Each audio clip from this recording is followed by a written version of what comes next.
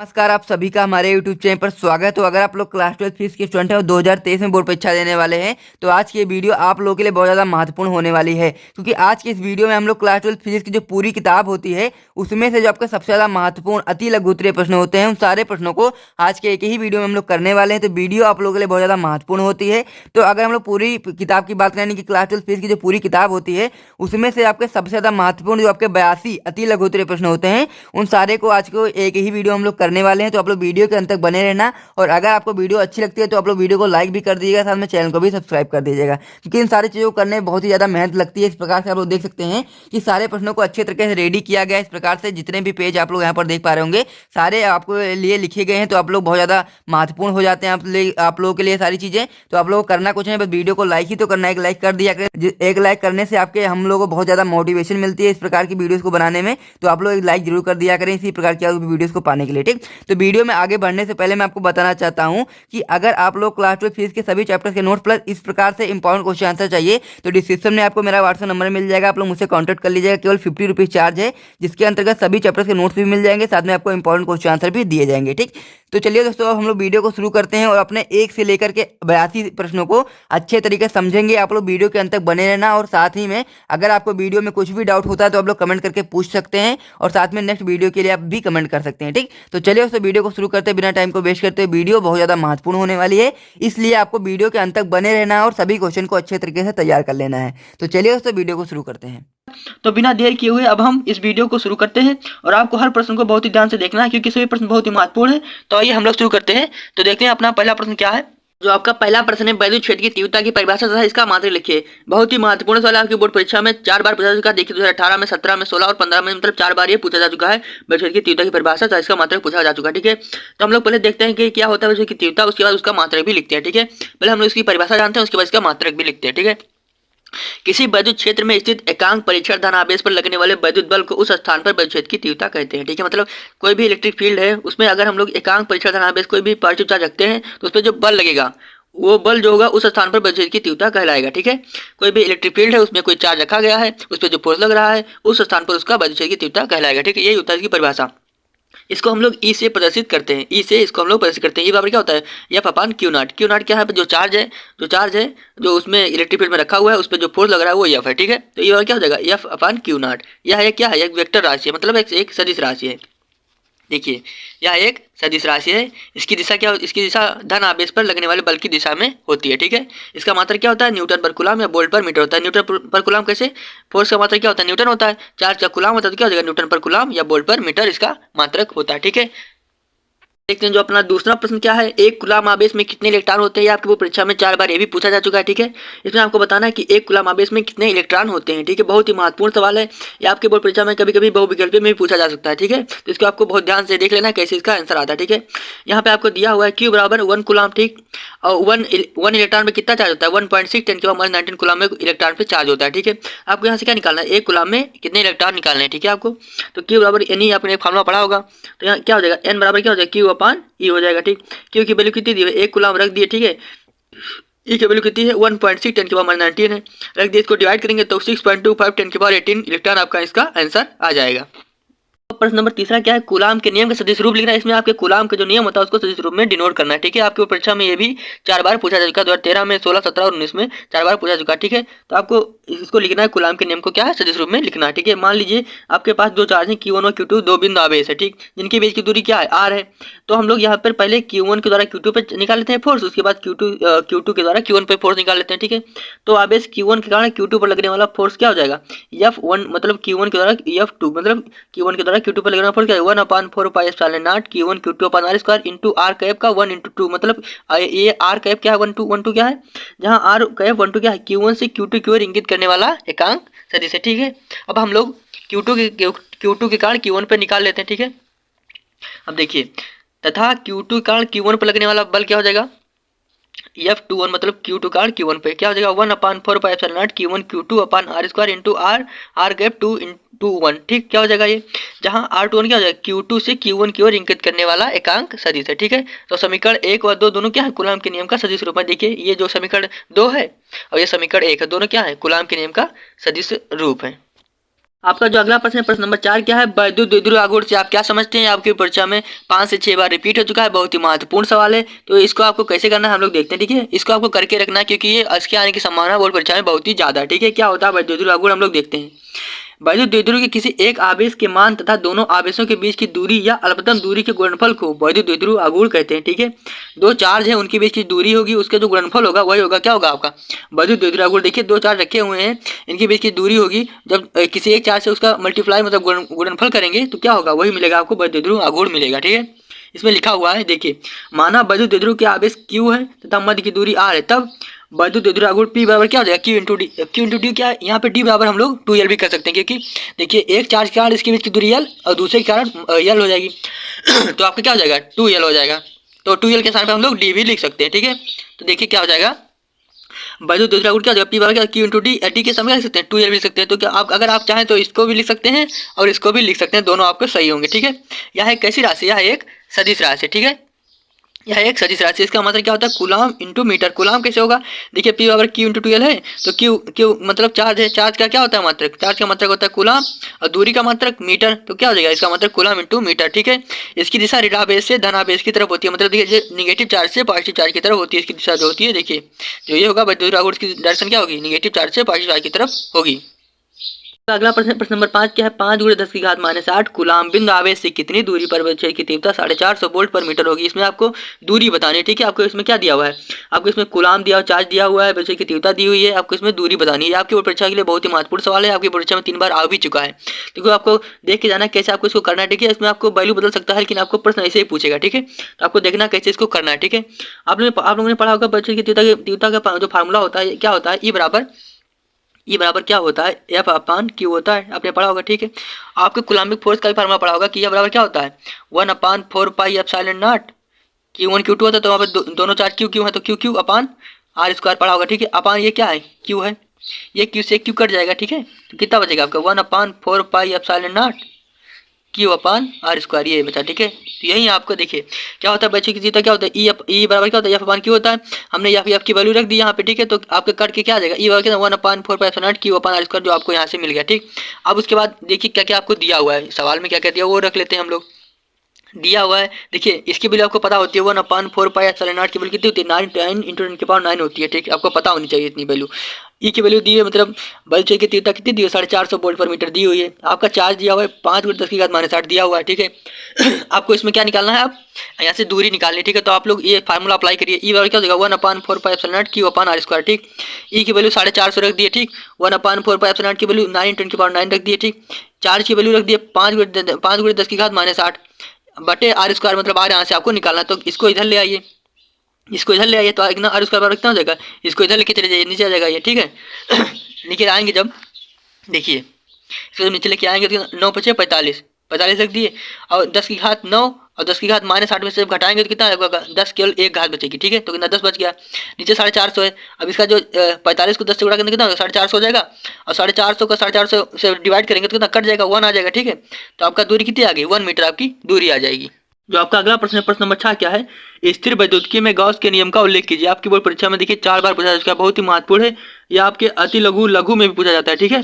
तो इसको आपको ध्यान में रखना है क्योंकि ये आपकी पूछाने की बहुत ही ज़्यादा संभावना है, ठीक है। इसको आपको मिस नहीं करना है एकदम से, इसको आपको देख लेना है, एकदम से तैयार कर लेना है इसको, क्योंकि आपके पूछे जाने की 100% संभावना है, इसको बोर्ड परीक्षा में आपको आना ही आना है, ठीक है। तो इसका नियम गॉस का नियम क्या होता है, देखिए इस नियम के अनुसार किसी बंद पृष्ठ से गुजरने वाला विद्युत फ्लक्स φE उस पृष्ठ द्वारा परिबद्ध कुल आवेश Q का 1/ε गुना होता है, ठीक है। इसमें आपको क्या जो फाई मतलब विद्युत फ्लक्स होता है, जैसे मान लीजिए आपका एक कोई बंद प्रविष्ट है, इसमें चार्ज Q रखा गया है, तो इससे जो फ्लक्स गुजरेगा उस पृष्ठ का जो कुल आवेश का 1/ε गुना होगा, ठीक है। तो फाई बराबर क्या हो जाएगा Q/ε हो जाएगा, ठीक है। इसका फॉर्मूला बन गया, मतलब जो देखिए ये चार्ज रखा हुआ है इसमें बंद प्रविष्ट में रखा हुआ है, तो उसका कितना 1/ε गुना होता है, तो फाई बराबर कितना Q/ε हो जाएगा। यहाँ पर एप्सिलॉन क्या है, निर्वात या वायु की वैद्युतशीलता, ठीक है। अगर मान लीजिए यहाँ पे 3-4 चार्ज रखे गए होंगे इस बंद प्रविष्ट के अंदर, तो उसको जोड़ के लिख देंगे बस। आपका जो अगला प्रश्न है प्रश्न नंबर 7 क्या है, एक गॉसियन पृष्ठ के अंदर +3Q -2Q तथा +Q तथा +2Q आवेश रखे गए हैं, पृष्ठ से परिबद्ध कुल विद्युत फ्लक्स की गणना करें, ठीक है। इसमें आपको पीठ से निकलने वाले कुल वैद्युत फ्लक्स को बताना है। ठीक है, आपने जो पिछला गॉस का प्रमेय पढ़ा उसी पे ये सवाल बेस्ड है। देखिए बहुत ही महत्वपूर्ण है, अगर गॉस का प्रमेय वो लिखने को नहीं आता है तो आपको इस टाइप का सवाल पूछ लेगा। ठीक है, बहुत ही महत्वपूर्ण है, देखिए 2 बार पूछा भी जा चुका है। ठीक है, तो हम लोग इसमें देखते हैं कैसे निकालते हैं, इसमें जो पीठ से परिबद्ध कुल वैद्युत फ्लक्स कैसे निकालते हैं। ठीक है, तो हम लोग देखते हैं गॉस के नियम के अनुसार। गॉस के नियम के अनुसार पीठ से परिबद्ध कुल वैद्युत फ्लक्स बराबर क्या होगा, फाई ई बराबर summation of total charge upon epsilon, मतलब जितना भी चार्ज दिया सारी को जोड़ लेंगे अपान एप्सिलॉन नॉट कर देंगे तो आपको यहाँ से टोटल वैद्युत फ्लक्स आपको मिल जाएगा। ठीक है, तो इसमें 4 चार्ज दिए, चारों चार्ज को जोड़ लेते हैं। ठीक है, पहला क्या है प्लस 3q रख दिए। ठीक है, दूसरा जब जोड़ने जाएंगे तो उसमें प्लस का साइन होगा, लेकिन यहाँ पे -2q तो प्लस माइनस क्या हो जाएगा, माइनस हो जाएगा, तो -2q प्लस 2q। ठीक है, तो इसमें जितने पॉजिटिव चार्ज होंगे उसको जोड़ लेंगे, उसमें से माइनस जो नेगेटिव चार्ज होगा उसमें से घटा देंगे। ठीक है, तो 3q plus q 4q plus 2q मतलब 6q हो जाएगा, 6q में से 2q घटाएंगे तो 4q हो जाएगा। तो यहाँ से क्या जाएगा, फाई ई बराबर मतलब टोटल प्लस क्या जाएगा 4q अपान एप्सिलॉन, आपका इसका आंसर आ जाएगा। ठीक है, इस टाइप का सवाल आपको ध्यान रखना है क्योंकि इसके आने की पॉसिबिलिटी भी बहुत ज्यादा है। अगला प्रश्न प्रश्न नंबर 8 क्या है, वैद्युत स्थितिकी क्षेत्र E बराबर 2i plus 4j plus 7k में रखने पर पृष्ठ S बराबर 10 जैसे होकर कितना वैद्युत फ्लक्स बाहर निकलेगा। ठीक है, इसमें आपको बताना है कि कितना वैद्युत फ्लक्स पृष्ठ से बाहर निकलेगा, क्योंकि ये सवाल आपके देखिए 3 बार पूछा चुका है। अगर जो पिछला सवाल आपको कराया गया अगर वो नहीं आता है तो इस सवाल के आने की पॉसिबिलिटी बहुत ज़्यादा बढ़ जाएगी। ठीक है, तो हम लोग देखिए इस सवाल को कैसे करते हैं। देखिए इसमें दिया हुआ है, पहले उसको लिख लीजिए। दिया क्या है, E बराबर कितना दिया है 2i plus 4j plus 7k, S बराबर 0i plus 10j plus 0k। हमने यहाँ पे इसमें देखिए केवल S बराबर 10j दिया, लेकिन हमने 0i और 0k को लिख लिया इसलिए क्योंकि आपको इसको सवाल करने में सुविधा हो जाए। ठीक है, जिससे आपको जब इसका डाट पुट करेंगे तो आपको इसमें आसानी होगी करने में। ठीक है, तो हम लोग देखते हैं वैद्युत फ्लक्स फाई बराबर कितना होगा, ई डाट एस, मतलब दोनों का डाट पुट करते हैं। ठीक है, ई की वैल्यू रख दीजिए और एस की वैल्यू रख दीजिए। ठीक है, आपने पढ़ा होगा, देखिए आई डाट आई कितना 1 होता है, जे डाट जे 1 होता है, वेक्टर फॉर्म में हमने पढ़ा होगा, के डाट के बराबर 1 होता है। ठीक है, लेकिन जे डाट के 0 होता है, आई डाट जे 0 होता है, के डाट आई भी 0 होता है। तो आपको ये वाली वैल्यू आपको ध्यान में रखनी। ठीक है, देखिए तो क्या हो जाएगा, जब 2i का 0 से मल्टीप्लाई करेंगे, देखिए आई डाट आई तो 1 होगा, लेकिन 2 इंटू 0 जब 2 का 0 से मल्टीप्लाई करेंगे तो 0 हो जाएगा, तो इसकी वैल्यू कितनी हो गई, पूरी वैल्यू 0 हो जाएगी। ठीक है, इसके बाद हम 4j का 10j से मल्टीप्लाई करेंगे तो जे डाट जे कितना 1 हो गया, उसके बाद में 4 का 10 से करेंगे तो 40 हो जाएगा, 10 चौक 40। ठीक है, प्लस उसके बाद 7k का 0 कैसे करेंगे, देखिए के डाट के 1 होता है, लेकिन 7 का 0 से मल्टीप्लाई 0 हो जाएगा, तो इसकी मतलब ये दोनों वैल्यू आपको 0 हो गई। ठीक, उसके बाद आपकी कितना बचा, केवल ये वाली वैल्यू बची, जे वाली वैल्यू। ठीक, 40। ठीक है, तो आपका जो फाई मतलब जो वैद्युत फ्लक्स आएगा कितना आ जाएगा, 40 वोल्ट मीटर आपका जो वैद्युत फ्लक्स आ जाएगा। ठीक है, तो आपका नवा प्रश्न होने वाला है। देखिए क्या है, वैद्युत विभव की परिभाषा दीजिए तथा इसकी बीमा लिखिए। इसमें आपको बताना है कि वैद्युत विभव क्या होता है तथा उसकी डायमेंशन आपको बतानी है। ठीक है, आपकी बोर्ड परीक्षा में देखिए 3 बार पूछा जा चुका है, 2010 में, 12 और 18 में। ठीक है, ये बोर्ड परीक्षा के दृष्टिकोण से बहुत ही महत्वपूर्ण प्रश्न है। ठीक है, तो इसकी परिभाषा आपको पता होनी चाहिए तथा इसकी बीमा भी आपको पता होनी चाहिए, क्योंकि इसके आने की संभावना बहुत ही ज्यादा है। ठीक है, पहले हम देखते हैं क्या होता है वैद्युत विभव। देखिए जब किसी इलेक्ट्रिक चार्ज को हम लोग इनफाइनाइट से किसी भी इलेक्ट्रिक फील्ड में लाते हैं तो जो कार्य करना पड़ता है वही आपका वैद्युत विभव होता है। ठीक है, उस चार्ज को इनफाइनाइट से इलेक्ट्रिक फील्ड में किसी बिंदु पर लाने तक जो कार्य करना पड़ता है वही आपका इलेक्ट्रिक पोटेंशियल मतलब वैद्युत विभव होता है। ठीक है, देखिए क्या है, वैद्युत क्षेत्र में किसी बिंदु पर वैद्युत विभव किसी धन परीक्षण आवेश को अनंत से उस बिंदु तक लाने में किया गया कार्य तथा धन परीक्षण आवेश के मान की निष्पत्ति के बराबर होता है। मतलब इसमें यही कह रहा है कि जब हम किसी धन परीक्षण आवेश को अनंत से उस बिंदु तक लाते हैं तो जो कार्य करना पड़ता है वही आपका होता है वैद्युत विभव होता है। ठीक है, इसका फॉर्मूला क्या होता है, B बराबर W अपन क्यू नॉट। देखिए ये क्या है, W क्या है, कार्य है, और Q क्या है, चार्ज है। ठीक है, जब हम इसी चार्ज को इनफाइनाइट से जब किसी बिंदु तक लाते हैं इलेक्ट्रिक फील्ड में तो जो कार्य करना पड़ता है वो आपका होता है वैद्युत विभव होता है। ठीक है, देखिए इसमें है जो यहाँ पे क्या है, ये देखिए क्यू नॉट क्या है, परीक्षण आवेश है, इसी चार्ज को जो इनफाइनाइट से लाया जा रहा है। W क्या है, किया गया कार्य है। B क्या है, वैद्युत विभव है। ठीक है, यह कैसी राशि, यह एक अदिश राशि, यह एक अदिश राशि। इसका मतलब क्या होता है, जूल प्रति कूलम या बोल्ट होता है। ठीक है, जूल प्रति कूलम का मतलब देखिए चार्ज, यहाँ पे चार्ज है और यहाँ पे क्या है, वर्क है।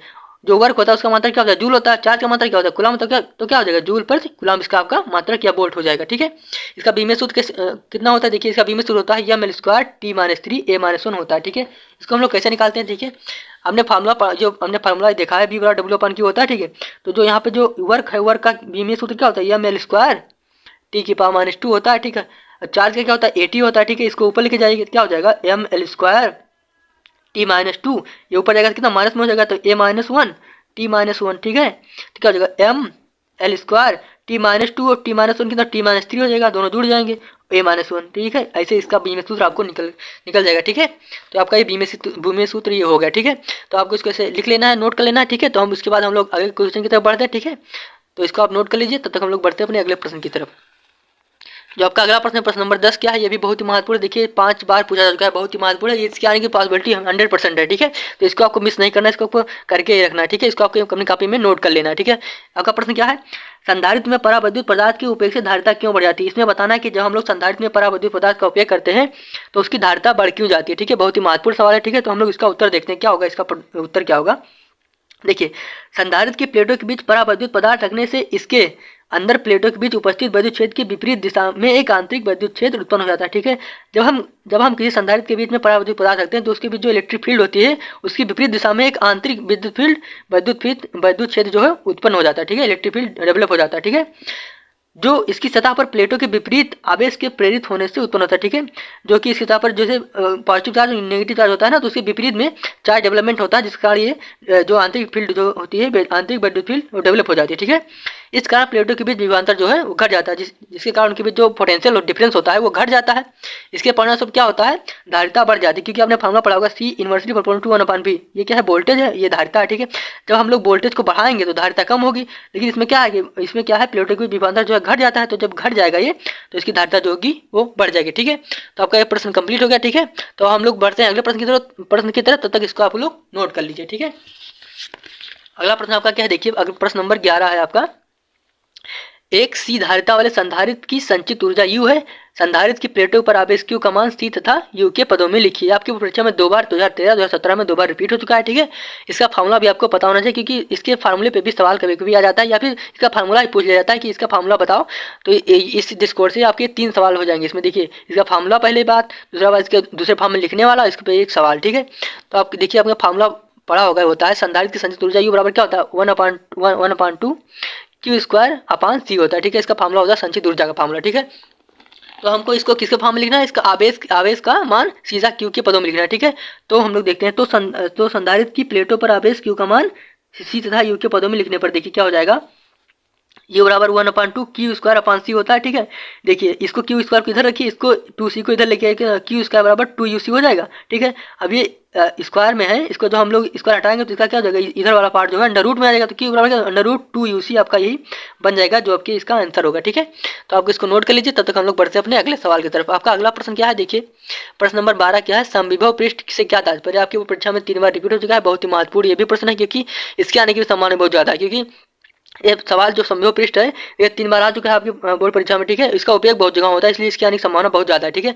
पहले हम लोग देखते हैं इसका परिभाषा क्या होता है, समविभव पृष्ठ क्या होता है, ठीक है। इसमें लिखा हुआ है, किसी वैद्युत क्षेत्र में स्थित वह पृष्ठ जिसके प्रत्येक बिंदु पर विभव एक समान हो समविभव पृष्ठ कहलाता है। मतलब वैद्युत क्षेत्र में कोई वह बिंदु, ठीक है, जिस पर विभव एक समान हो, मतलब वह बिंदु जहाँ पे विभव एक समान हो, विभव की मतलब विभव बदले ना, वहाँ पे एक समान ही विभव मिले, वह क्या हो जाएगा, समविभव पृष्ठ कहलाएगा, ठीक है। उदाहरण के तौर पर जैसे किसी बिंदु आवेश का समविभव पृष्ठ गोलाकार, जैसे कोई बिंदु आवेश है, अगर कोई बिंदु आवेश है तो उसका जो समविभव पृष्ठ होगा वो गोलाकार होगा, लेकिन अगर रेखीय आवेश है तो उसका समविभव पृष्ठ कैसा होगा, बेलनाकार होगा। देखिए इसमें लिखा हुआ है, जैसे किसी बिंदु आवेश का समविभव पृष्ठ गोलाकार होता है तथा रेखीय आवेश का समविभव पृष्ठ बेलनाकार होता है, ठीक है। तो आपको समझ में आ गया होगा क्या होता है समविभव पृष्ठ। समविभव पृष्ठ क्या होता है, जहाँ पे समविभव का मतलब समान, विभव मतलब जहाँ पे समान विभव हो मतलब समविभव, ठीक है, वही होगा आपका समविभव पृष्ठ, ठीक है। तो आप इसको नोट कर लीजिए। उसके बाद हम लोग बढ़ते हैं अगले प्रश्न की तरफ। आपका प्रश्न नंबर 13 क्या है, देखिए यह है, इसमें आपको बताना है क्या है, विभव प्रवणता। इसमें आपको बताना है कि विभव प्रवणता की परिभाषा दीजिए। इसमें बताना है आपको विभव प्रवणता क्या होती है, उसकी डिफिनेशन आपको बतानी है, ठीक है। ये भी 2011, 18 और 20 में 3 बार रिपीट हो चुका है, तो इसके भी आने की संभावना बनती है बोर्ड में, ठीक है। तो इसको भी आपको ध्यान से देखना है, उसको नोट भी कर लेना, इसकी परिभाषा आपको याद हो जानी चाहिए, आपको इसको नोट भी कर लेना है, ठीक है। क्या होता है विभव प्रवणता, देखिए वैद्युत क्षेत्र की दिशा में विभव परिवर्तन की ऋणात्मक दर को विभव प्रवणता कहते हैं, ठीक है। जब हम इलेक्ट्रिक फील्ड की डायरेक्शन मतलब वैद्युत क्षेत्र की डायरेक्शन में अगर विभव चेंज होता जा रहा है वो भी ऋणात्मक दर से, तो क्या कहेंगे उसको, विभव प्रवणता कहेंगे, ठीक है। मतलब वैद्युत क्षेत्र की डायरेक्शन में विभव ऋणात्मक दर से बदलता जा रहा है तो उसे क्या कहेंगे, विभव प्रवणता कहेंगे, ठीक है। क्या होता है विभव प्रवणता, बराबर होता है -ΔV/ΔX, ठीक है। इसको आप लोग डिनोट कर सकते हैं -ΔV/ΔX से, या छोटे पॉइंट के लिए -dB/dx से भी डिनोट कर सकते हैं, ठीक है। इसमें जो माइनस चिन्ह होता है क्या बताता है, माइनस चिन्ह बताता है कि वैद्युत क्षेत्र की दिशा में आगे बढ़ने पर जो है विभव घटता जा रहा है, ठीक है। ये इसमें लिखा हुआ ऋण चिन्ह यह बताता है कि वैद्युत क्षेत्र की दिशा में आगे बढ़ने पर यह विभव मतलब घटता जाता है, ठीक है। जैसे जैसे आगे बढ़ते जाएंगे विभव जो है घटता जाएगा, ठीक है। वैद्युत क्षेत्र की दिशा में बढ़ने पर जो विभव होगा वो आपका घट जाएगा, ठीक है। इसको आप लोग नोट कर लीजिए, बहुत ही महत्वपूर्ण ये भी है, ठीक है। उसके बाद हम लोग बढ़ते हैं अपने अगले प्रश्न की तरफ, जो आपका 14 जो प्रश्न नंबर 14 है उसकी तरफ बढ़ते हैं, ठीक है। प्रश्न नंबर 14 क्या है, दो बिंदुओं के बीच विभवांतर 60 वोल्ट है, एक बिंदु से दूसरे बिंदु तक 3 × 10⁻⁵ कूलम आवेश को ले जाने में कितना कार्य करना पड़ेगा। इसमें आपको कार्य निकालना है दो बिंदुओं के बीच में, अगर हम एक चार्ज को लेके जाते हैं, ठीक है। उसके बीच वोल्टेज दिया हुआ 60 वोल्ट दिया विभवांतर। ये आपको परीक्षा में 2010 में 12, 18 में 3 बार पूछा जा चुका है, ठीक है। बहुत ही महत्वपूर्ण सवाल है, ठीक है। तो इसको आपको देखना है कैसे इसको किया जाता है, ठीक है। पहले इसमें आपने जो जो दिया उसको लिख लेना है। दिया है क्या क्या, बी ए माइनस बी बराबर 60 वोल्ट, मतलब दो बिंदुओं के बीच का डिफरेंस दिया हुआ है। मान लीजिए दो बिंदु है ए और बी है, उनके बीच का जो विभवांतर कितना है 60 वोल्ट दिया, तो हमने ये लिखा बी ए माइनस बी बराबर 60 वोल्ट। चार्ज दिया हुआ है क्यू बराबर 3 × 10⁻⁵ कूलम दिया हुआ है, ठीक है। हम लोग निकाल लेते हैं यहाँ से। अब हम लोग फार्मूला अप्लाई करते हैं। क्या होता है, जो विभवांतर का फार्मूला होता है, विभव का फार्मूला क्या होता है, जब किसी चार्ज को किसी इनफाइनाइट से जब किसी बिंदु को लेकर जो कार्य करना पड़ता है वो आपका विभवांतर होता है, ठीक है। तो वही फार्मूला अप्लाई करते हैं। क्या ये विभवांतर यहाँ पे डिफरेंस के फॉर्म में दिया हुआ, तो लिखते हैं बी ए माइनस बी बराबर W/Q, ठीक है। बी ए माइनस बी कितना 60 दिया हुआ है, ठीक है। उसके बाद में चार्ज हम लोग को जो चार्ज दिया हुआ है 3 × 10⁻⁵ और वर्क आपका निकालना, ठीक है। तो वर्क को इधर रखते हैं, ये जो इतना है इसको मल्टीप्लाई कर देते हैं, तो 60 × 3 करेंगे इंटू 10⁻⁵ होगा, कितना होगा 60 का 3 से मल्टीप्लाई करेंगे कितना 180 आ जाएगा। तो कितना जाएगा वर्क, कितना जाएगा 180 × 10⁻⁵ जूल। आपका आंसर इसका हो जाएगा कितना, आपका इतना कार्य करना पड़ेगा, ठीक है। दो बिंदुओं के बीच में इतना बोल्ट लगा होगा, तब इतना आपको कार्य करना पड़ेगा इस इतने जो कूलम के चार्ज को ले जाने में, ठीक है। अब इसको नोट कर लीजिए। उसके बाद अब बैठते हैं अपना अगला प्रश्न, जो अपना प्रश्न नंबर 15 है, देखते हैं उसको। क्या है, 10 पिकोफैरेड का एक संधारित्र 50 वोल्ट की बैटरी से जुड़ा है, संधारित्र में कितनी स्थिर विद्युत ऊर्जा संचित होगी, ठीक है। आपकी बोर्ड परीक्षा में 2016, 18, 20 में 3 बार ये भी रिपीटेड है, ठीक है। इसका फार्मूला भी बहुत बार रिपीट किया था, पूछा था, ठीक है। तो इसमें आपको फार्मूला भी याद करना होगा, ठीक है। अब बहुत ही अच्छा सवाल है, ठीक है। आपको इसको देख लेना है कैसे किया था, ठीक है। पहले इसमें जो दिया उसको लिख लेते हैं। क्या क्या दिया है इसमें आपके, जो कैपेसिटर का संधारित्र का मतलब सी दिया है, कितना कैपेसिटर का संधारित्र कितना दिया, सी बराबर 10 पिकोफैरेड दिया हुआ है, ठीक है। इस पिकोफैरेड को हम लोग फैरेड में कन्वर्ट करेंगे, तो एक पिकोफैरेड बराबर 10⁻12 फैरेड होता है, ठीक है। तो हम लोग यहाँ पे जो 10 दिया इसमें 10⁻12 से मल्टीप्लाई करेंगे, तो आपका ये फैरेड में कन्वर्ट हो जाएगा, ठीक। उसके बाद यहाँ पे वोल्टेज दिया है 50 वोल्ट, ठीक है। इसको लिख लिए, ठीक है। आपका फार्मूला होता है स्थिर विद्युत ऊर्जा के लिए U बराबर ½ CV² होता है, ठीक है। अब इस फार्मूले में हम लोग ये दोनों वैल्यू उठा के यहाँ पे पुट कर देंगे, ठीक है। तो क्या जाएगा 1/2 × 10 की घात -12 ये रख दिए, क्या C रख दिए। उसके बाद B की वैल्यू कितनी है 50 वोल्ट, 50 का होल स्क्वायर कर दिए, ठीक।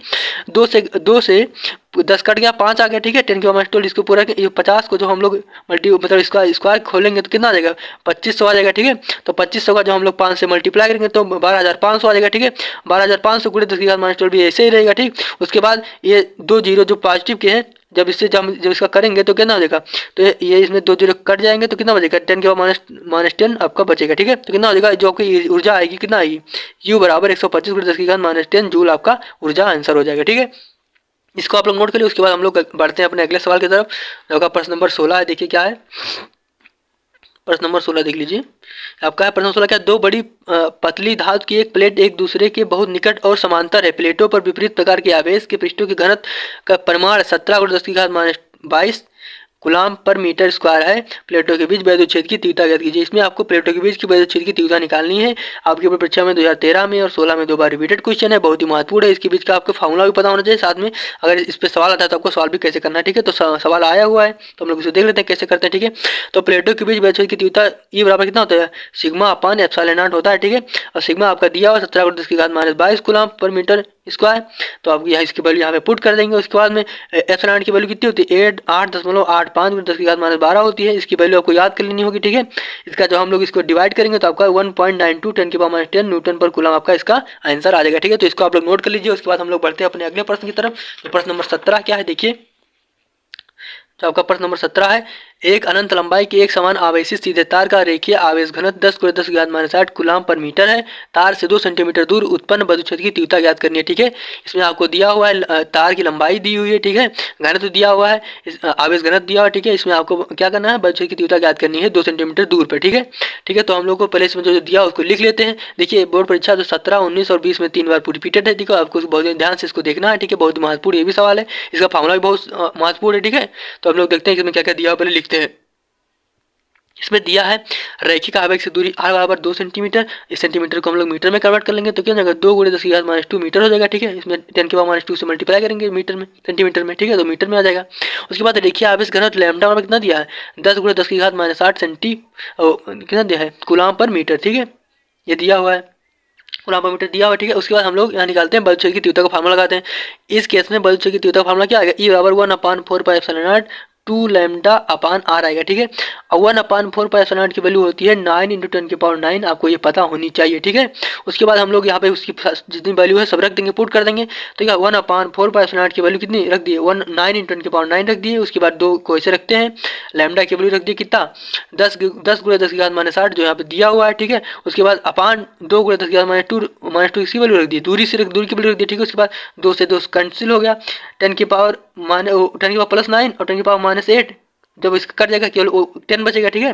10 कितना हो जाएगा 10 की पावर 2 हो जाएगा ऊपर, और ये जब ये -10 की पावर -2 है ऊपर जाएगा तो 10 की पावर +2 हो जाएगा। तो 2 नीचे वाली पावर और 2 ऊपर वाली पावर, 4 पावर हो जाएगी, कितना हो जाएगा ये जो आपकी बच्चे की तीव्रता आ जाएगी, ई बराबर कितना आ जाएगा 9 × 10⁴ न्यूटन पर कूलम आपकी बल की तीव्रता आ जाएगी, ठीक है। तो आपका ये सवाल हो गया, इसको आप नोट कर लीजिए। उसके बाद हम लोग बढ़ते हैं अपने जो आज का आखिरी सवाल है। आखिरी सवाल क्या है, इसमें आपको बताना है कि संधारित्र की धारिता किसे कहते हैं, संधारित्र किसे कहते हैं और संधारित्र की धारिता की परिभाषा भी बताना है, ठीक है। आपकी बोर्ड परीक्षा में 2013, 16 और 14 3 बार रिपीटेड है। देखिए इसका ये संधारित्र की परिभाषा हो गई, संधारित्र सवाल हो गया, संधारित्र का फार्मूला हो गया, बहुत ही महत्वपूर्ण संधारित्र, ठीक है। तो इसको इस टॉपिक को आपको पढ़ लेना है, ठीक है, अच्छे से, जिससे आपकी कोई सवाल आए इस पर तो मिस ना हो। आपको इसकी परिभाषा याद होनी चाहिए, आपको इसका फार्मूला पता होना चाहिए, साथ में इससे कोई सवाल है तो उसको आप कैसे करेंगे वो भी पता होना चाहिए, ठीक है। तो हम लोग पहले यहाँ पे देखते हैं क्या संधारित्र किसे कहते हैं। क्या है, यह एक ऐसी युक्त है जिसमें आवेश की पर्याप्त मात्रा संचित की जाती है, मतलब यह एक ऐसा माध्यम या युक्ति होती है जिसमें आवेश की पर्याप्त मात्रा को हम लोग इकट्ठा कर संचित कर सकते हैं, ठीक है। इसमें समांतर प्लेटों का एक युग्म होता है, मतलब इसमें एक 2 प्लेटें होती हैं, देखिए समांतर प्लेट की 2 प्लेटें होती हैं, ठीक है। एक युग्म होता है जिस पर विपरीत आवेश होता है, मतलब एक पे अगर पॉजिटिव है दूसरे पे नेगेटिव का, ठीक है।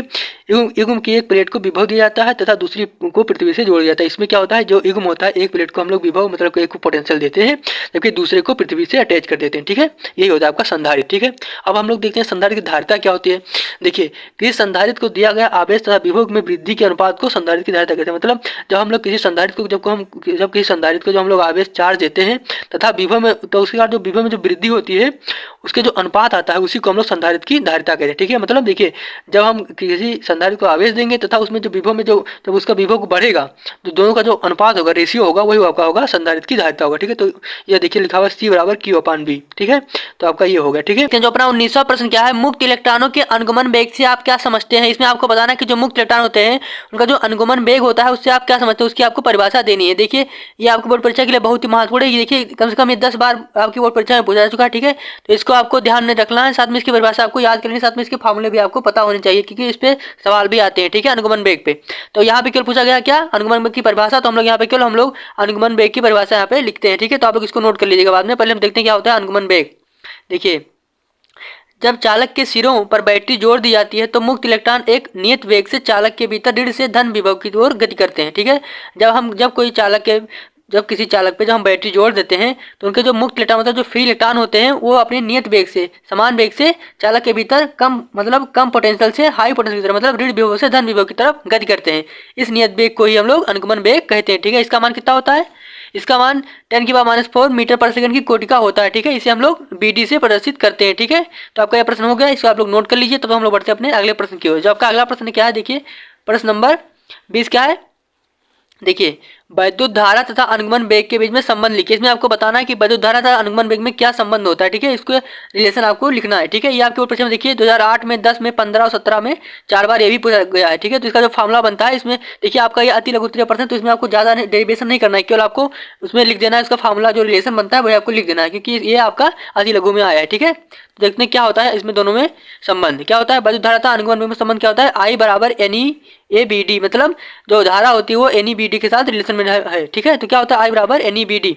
I क्या यहाँ पे, I ये धारा है, N क्या है एकांक आयतन मुक्त इलेक्ट्रॉन की संख्या है, E क्या है यहाँ पे इलेक्ट्रॉन का आवेश है, A क्या है यहाँ पे ये है एरिया मतलब अनुप्रस्थ काट या परिच्छेद का क्षेत्रफल है। यहाँ BD क्या है, BD है अनुगमन वेग, ठीक है। तो दोनों के बीच में ये रिलेशन बन गया I = क्या होगा NE/ABD, ठीक है। दोनों के बीच में रिलेशन हो गया, ये आपको हो गया, ठीक है। इसको आप नोट कर लीजिए। उसके बाद हम लोग बढ़ते हैं अपने अगले प्रश्न की तरफ। तो आपका अगला प्रश्न है प्रश्न नंबर 20 क्या है, देखिए इसमें है किसी चालक के एक सिरों के बीच विभवांतर तथा मुक्त इलेक्ट्रॉन के अनुगमन वेग में संबंध लिखिए। इसमें भी देखिए इसमें भी आपको अनुगमन वेग में और उसके वोल्टेज के बीच में संबंध बताना है। ये आपकी बोर्ड परीक्षा में देखिए 4 बार ये भी पूछा गया है, ठीक है। तो जितने भी संबंध इसमें संबंध टाइप के जो फार्मूले जितने बनते हैं इसमें आपको सबको ध्यान में रखना है, ठीक है। सबको याद भी कर लेना है, ठीक है। इसमें भी देखिए आपके अति लघु में आया है इसलिए आपको सिर्फ फार्मूले लिख के और सारी चीज को डिनोट कर देना जिससे आपको अच्छे नंबर मिल जाए, ठीक है। क्या होता है दोनों में संबंध देख लेते हैं।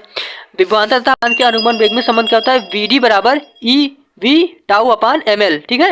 ये दोनों के बीच में संबंध होते हैं। यहाँ पे BD क्या है, अनुगमन वेग है, V क्या है, वोल्टेज है मतलब विभवांतर है, E क्या है, वो इलेक्ट्रॉन का आवेश है, ठीक है।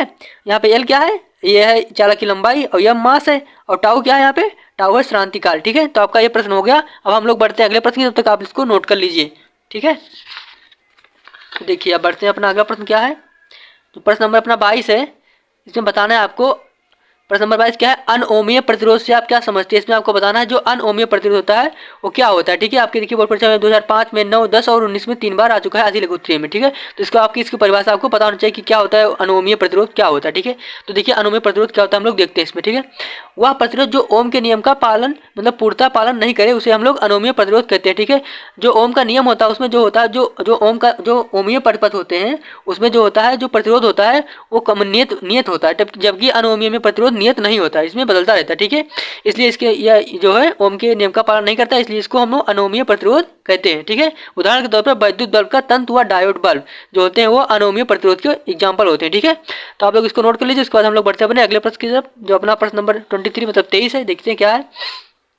तो आपका प्रश्न नंबर 23 क्या है, विशिष्ट प्रतिरोध का मात्रक एवं बीमा लिखिए। इसमें आपको बताना है कि जो विशिष्ट प्रतिरोध होता है उसका मात्रक क्या होता है एवं उसकी बीमा भी बतानी है आपको, ठीक है। देखिए 2011 में, 12 में, 13 और 17 में ये 4 बार ये भी पूछा गया, ठीक है। तो इसका आपकी इसकी डिफिनेशन, साथ में इसका फार्मूला, साथ में इसकी बीमा भी आपको पता होनी चाहिए, क्योंकि इसके भी आने की संभावना आपकी परीक्षा में है, ठीक है। तो हम लोग से देखते हुए चलते हैं क्या होता है विशिष्ट प्रतिरोध। देखिए क्या होता है विशिष्ट प्रतिरोध, किसी चालक के एकांक लंबाई एवं एकांक अनुप्रस्थ परिच्छेद के तार के प्रतिरोध को चालक पदार्थ का विशिष्ट प्रतिरोध कहते हैं। मतलब जो भी जैसे कोई चालक है तो उसका जो एक लंबाई होगी, एकांक लंबाई एवं उसकी एकांक अनुप्रस्थ मतलब उसका जो एरिया होगा और उसका जो प्रतिरोध होगा उसी को जब हम लोग मल्टीप्लाई करेंगे तो आपका यहाँ पे मिल जाएगा क्या, विशिष्ट प्रतिरोध आपको मिल जाएगा, ठीक है। इसे हम लोग रो से प्रदर्शित करते हैं। रो बराबर क्या होगा, देखिए ये क्या है, रेजिस्टेंस है मतलब प्रतिरोध, और ये क्या है, एरिया है, और ये यल क्या है, उसकी लंबाई है। तो क्या हो जाएगा, रो बराबर R इंटू ए अपान एल हो जाएगा आपका विशिष्ट प्रतिरोध। इसका मात्रक क्या हो जाएगा, ओम इंटू मीटर होता है। ओम कैसे हो जाएगा, देखिए यहाँ पे आर है, जो आर है क्या है, प्रतिरोध है, प्रतिरोध का मात्रक क्या होता है, ओम होता है। और यहाँ पे एरिया का क्या होता है, एरिया होता है एल स्क्वायर हो जाएगा। तो एक एल से एक एल कट जाएगा, उसके बाद एक एल बचेगा। तो जो एल बचेगा, दूरी का लंबाई क्या, जो दूरी होती है लंबाई होती है उसका मात्रक क्या होता है, मीटर होता है। तो क्या ओम इंटू मीटर हो जाएगा, ठीक है। तो इसकी बीमा क्या हो जाएगी, ml³ t-3 a स्क्वायर आपका इसकी बीमा हो जाएगी, ठीक है। तो आप इसको नोट कर लीजिए। उसके बाद हम लोग बढ़ते हैं अपने अगले प्रश्न की तरफ, जो प्रश्न नंबर 24 है उसको देखते हैं। क्या बहुत ही महत्वपूर्ण ये भी प्रश्न है, देखिए क्या है। प्रश्न नंबर 24 क्या है, विशिष्ट चालकता के लिए सूत्र एवं मात्रा लिखिए। इसमें आपको बताना है कि विशिष्ट चालकता क्या होती है, उसका फार्मूला लिखना है, साथ में उसका मात्रक भी लिखना है। देखिए आपकी वो परीक्षा में 2009 में, 12 में और 14 में 3 बार ये भी रिपीट होता है। देखिए इसमें विशिष्ट चालकता हो गई, ओमीय प्रतिरोध हो गया, अनोमीय प्रतिरोध हो गया, विशिष्ट प्रतिरोध हो गया, ठीक है। तो ये सब आपको पता होना चाहिए, क्योंकि इसकी आधी लघु उत्तरीय में आने के चांस बहुत ज्यादा है, ठीक है। तो इसलिए हम लोग इसको देखते हैं क्या होता है विशिष्ट चालकता। देखिए किसी चालक पदार्थ के विशिष्ट प्रतिरोध के व्यतिक्रम को उस पदार्थ का विशिष्ट चालकता कहते हैं। मतलब जो आपका विशिष्ट प्रतिरोध होता है उसी को आप लोग उल्टा कर दीजिए तो आपको विशिष्ट चालकता मिल जाएगी, ठीक है। ये इसमें लिखा, देखिए किसी चालक पदार्थ के विशिष्ट प्रतिरोध के व्यतिक्रम को उस पदार्थ की विशिष्ट चालकता कहते हैं। मतलब हम लोग जो आपका विशिष्ट प्रतिरोध होता है उसी को उल्टा कर दीजिए, 1/, कर दीजिए तो आपको मिल जाएगा क्या, विशिष्ट चालकता मिल जाएगी, ठीक है। देखिए यदि किसी चालक पदार्थ का विशिष्ट प्रतिरोध रो है तो विशिष्ट चालकता क्या जाएगी, सिग्मा बराबर 1/रो, मतलब उसी को उल्टा कर दिए, ठीक है। और अब इसका मात्रक क्या होगा, देखिए इसका मात्रक क्या होता है, विशिष्ट जो विशिष्ट प्रतिरोध आपने पढ़े उसका मात्रक क्या पढ़े आप लोग, ओम इंटू मीटर पढ़े थे ना। तो इसी को उल्टा कर दीजिए क्या हो जाएगा, ohm inverse into metre inverse, मतलब ओम की पावर -1 मीटर की पावर -1, इसका मात्रक यही हो जाएगा, ठीक है। ठीक, आप लोग इसको नोट कर लीजिए। उसके बाद हम लोग बढ़ते हैं अपने अगले प्रश्न की, जो प्रश्न नंबर 25 जो है उसकी तरफ हम लोग बढ़ते हैं, ठीक है। देखिए अपना अगला प्रश्न क्या है, आपका अगला प्रश्न है प्रश्न नंबर 25। देखिए क्या है, इसमें पूछा है आपसे किसी सेल के आंतरिक प्रतिरोध से आप क्या समझते हैं। इसमें आपको बताना है कि जो सेल का आंतरिक प्रतिरोध होता है वो क्या होता है, इसके बारे में आपको एक्सप्लेन करना है। इसमें ये भी बहुत अच्छा सवाल है। देखिए क्या है, इसमें 2013 में, 16 और 18 3 बार ये भी पूछा गया है, ठीक है। तो इन सब जितने सवाल आपको कराए जा रहे हैं आपको नोट कर लेना है, साथ में इसको आपको ध्यान रखना क्योंकि इन्हीं के आने की पॉसिबिलिटी बहुत ज़्यादा है, ठीक है। ठीक है, आगे देखते हैं क्या होता है, इसका आंसर क्या होगा। देखिए क्या होता है सेल का आंतरिक प्रतिरोध, सेल की दोनों प्लेटों के बीच सेल के आंतरिक वैद्युत धारा के प्रवाह में धारा आयनों द्वारा उत्पन्न अवरोध को सेल का आंतरिक प्रतिरोध कहते हैं, ठीक है। जब जो जैसे मान लीजिए कि सेल के दो प्लेट है, उनके बीच के जो वैद्युत धारा बह रही है, ठीक है, जब उसमें हम कोई अवरोध उत्पन्न करते हैं तो वही जो अवरोध आता है वही आपका होता है क्या, आंतरिक प्रतिरोध होता है, ठीक है। धारा आयनों के द्वारा जो उसमें बीच में जो अवरोध उत्पन्न किया जाता है वही होता है आंतरिक प्रतिरोध, ठीक है। इसे आर से प्रदर्शित करते हैं, ठीक है। तो आपको समझ में आ गया होगा क्या होता है आंतरिक प्रतिरोध। जो जैसे मान लीजिए कि दो सेल हैं, उनके बीच में धारा बह रही है, उसके आंतरिक में धारा आयनों के द्वारा जब कोई अवरोध उत्पन्न किया जाएगा तो उसे हम लोग आंतरिक प्रतिरोध कहेंगे, ठीक है। इसे आर से प्रदर्शित करते हैं, ठीक है। अब हम लोग बढ़ते हैं, इसको नोट कर लीजिए। हम लोग बढ़ते हैं अपने अगले प्रश्न की तरफ, प्रश्न नंबर 26 की तरफ। क्या है देखते हैं।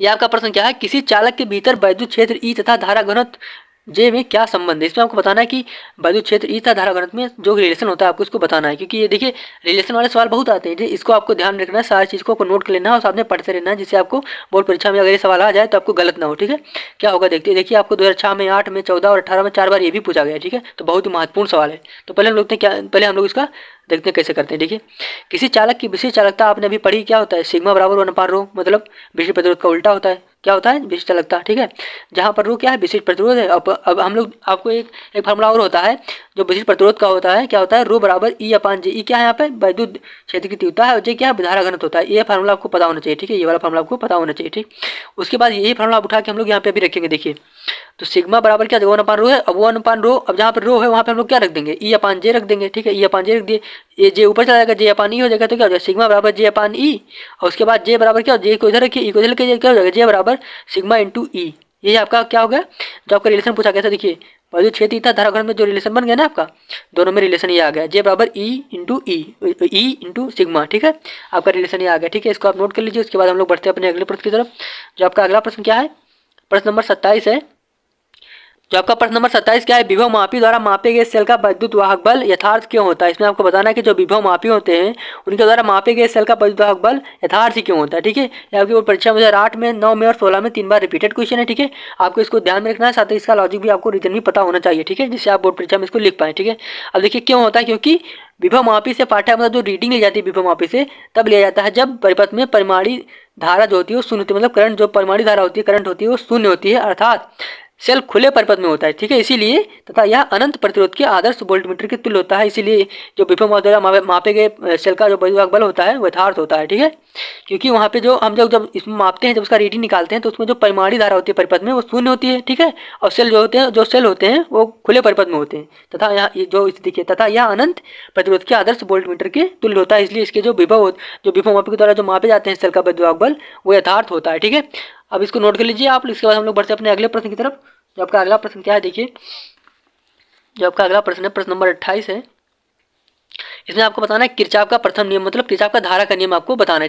प्रश्न नंबर 28 क्या है, किरचॉफ का धारा का नियम लिखिए। आपकी परीक्षा में 13 में, 18, 19 3 बार आया गया है। ठीक है, इस पर सवाल भी आता है। ठीक है, तो वो सवाल भी हम लोग कर लेंगे, जिससे आपको अगर आपको इसकी परिभाषा पूछे, पहला नियम पूछे तो आप बता दें, अगर इसका क्या कहते हैं इस पर सवाल पूछे तो अभी आप बता ले जाए। ठीक है, क्या होता है किरचॉफ का नियम, किसी वैद्युत परिपथ में किसी संधि पर मिलने वाली समस्त धाराओं का बीजगणितीय योग जो होता है वो शून्य होता है। मतलब जिसे भी आने वाली धारा और जाने वाली धारा दोनों का योग क्या हो जाएगा, जितने आएंगे उतने जाएंगे, तो मतलब दोनों का योग क्या होगा, समेशन जो होगा टोटल वो 0 होगा। ठीक है, ये लिखा है इसमें, किसी वैद्युत परिपथ में किसी संधि पर मिलने वाली समस्त धाराओं का बीजगणितीय योग शून्य होता है। मतलब जिसे ये धारा जा रही है इधर, या आ रही है, दोनों का जो बीजगणितीय योग होगा वो शून्य होगा।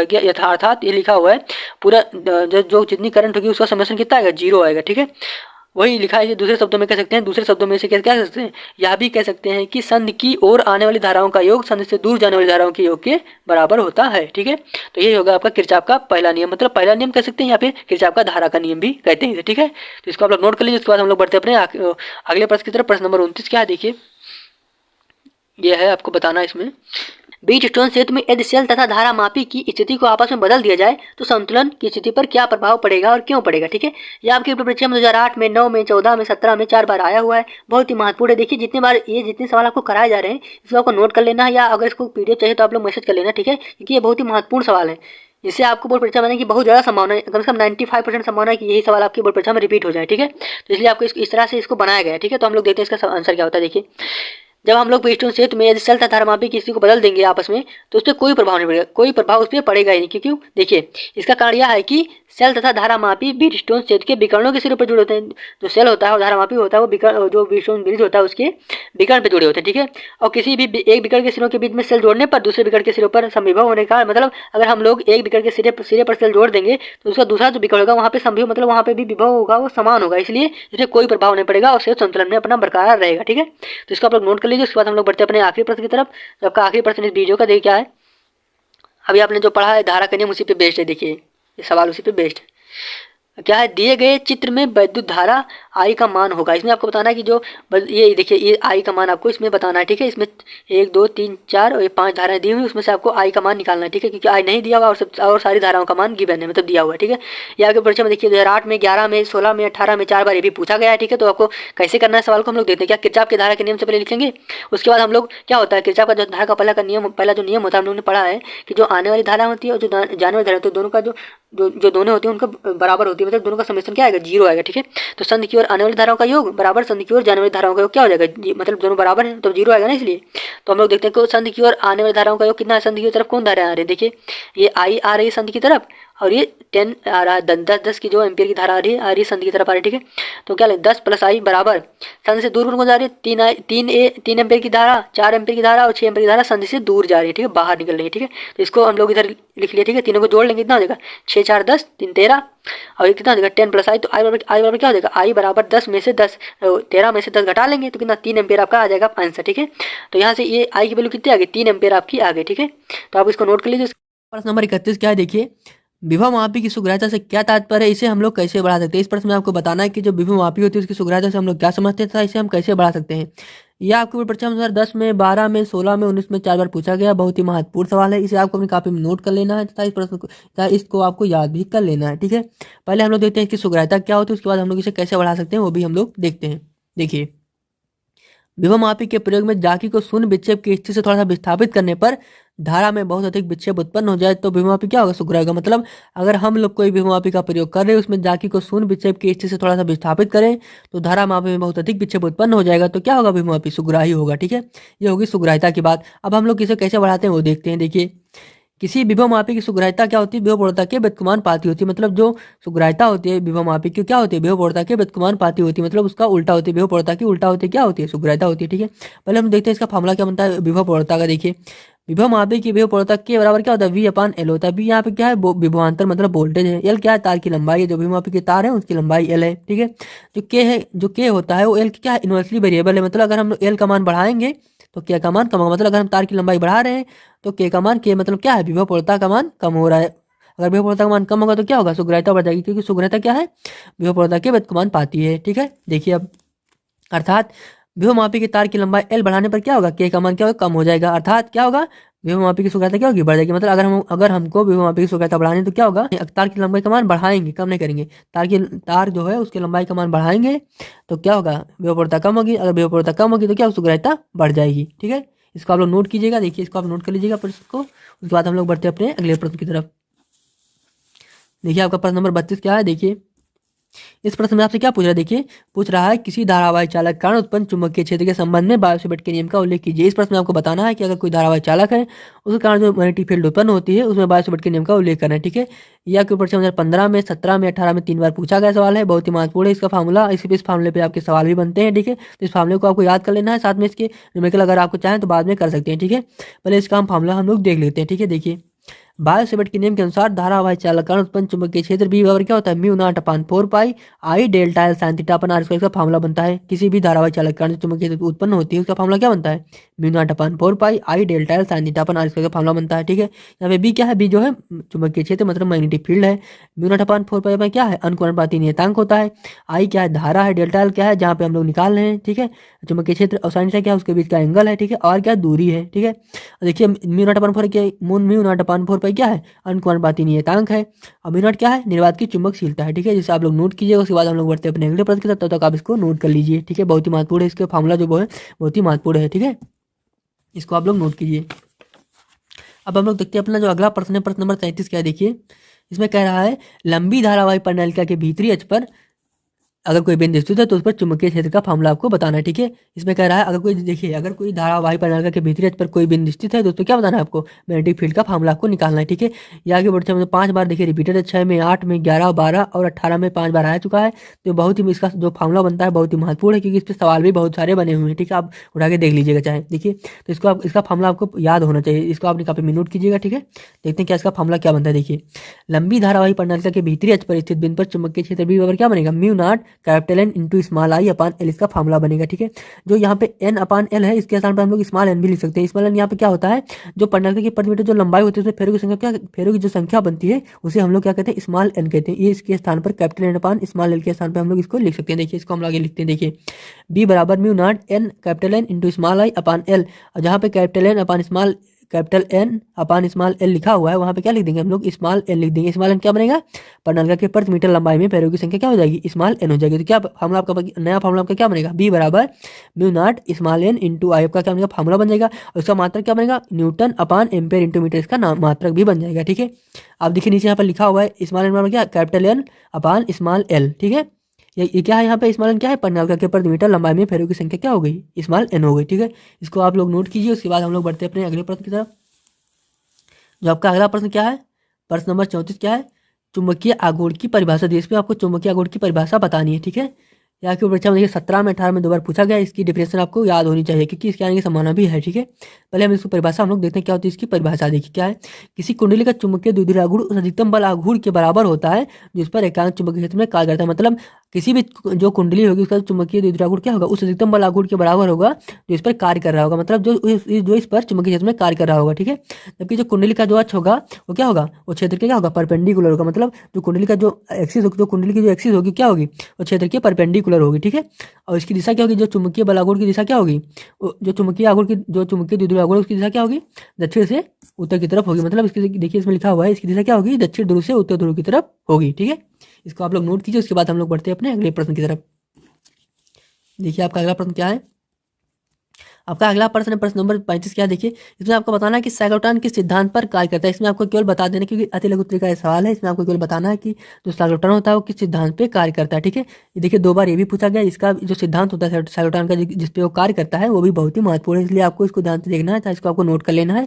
इसी सिद्धांत पर साइक्लोट्रॉन कार्य करता है। ठीक है, देखिए क्या होता है साइक्लोट्रॉन के कार्य करने का सिद्धांत क्या है। देखिए यह लगाए गए प्रत्यावर्ती विभवांतर तथा आवेशित कण के परिकरण आवृत्ति समान होती है। मतलब इस पर जो विभवांतर प्रत्यावर्ती जो विभवांतर लगाया जाता है, आवेशित कण की जो परिकरण आवृत्ति दोनों क्या होते हैं, समान होती है। इसी सिद्धांत पे साइक्लोट्रॉन हमारा काम करता है। ठीक है, इसे आप लोग नोट कीजिएगा। ठीक है, उसके बाद हम लोग बढ़ेंगे अपने अगले प्रश्न की तरफ। आपका अगला प्रश्न है प्रश्न नंबर 36 की तरफ। देखिए क्या है आपका अगला प्रश्न है प्रश्न नंबर 36 क्या, देखिए एक समान चुंबकीय क्षेत्र से इसमें आपको बताना है कि जो एक समान चुंबकीय क्षेत्र होती है उससे हम लोग क्या समझते हैं।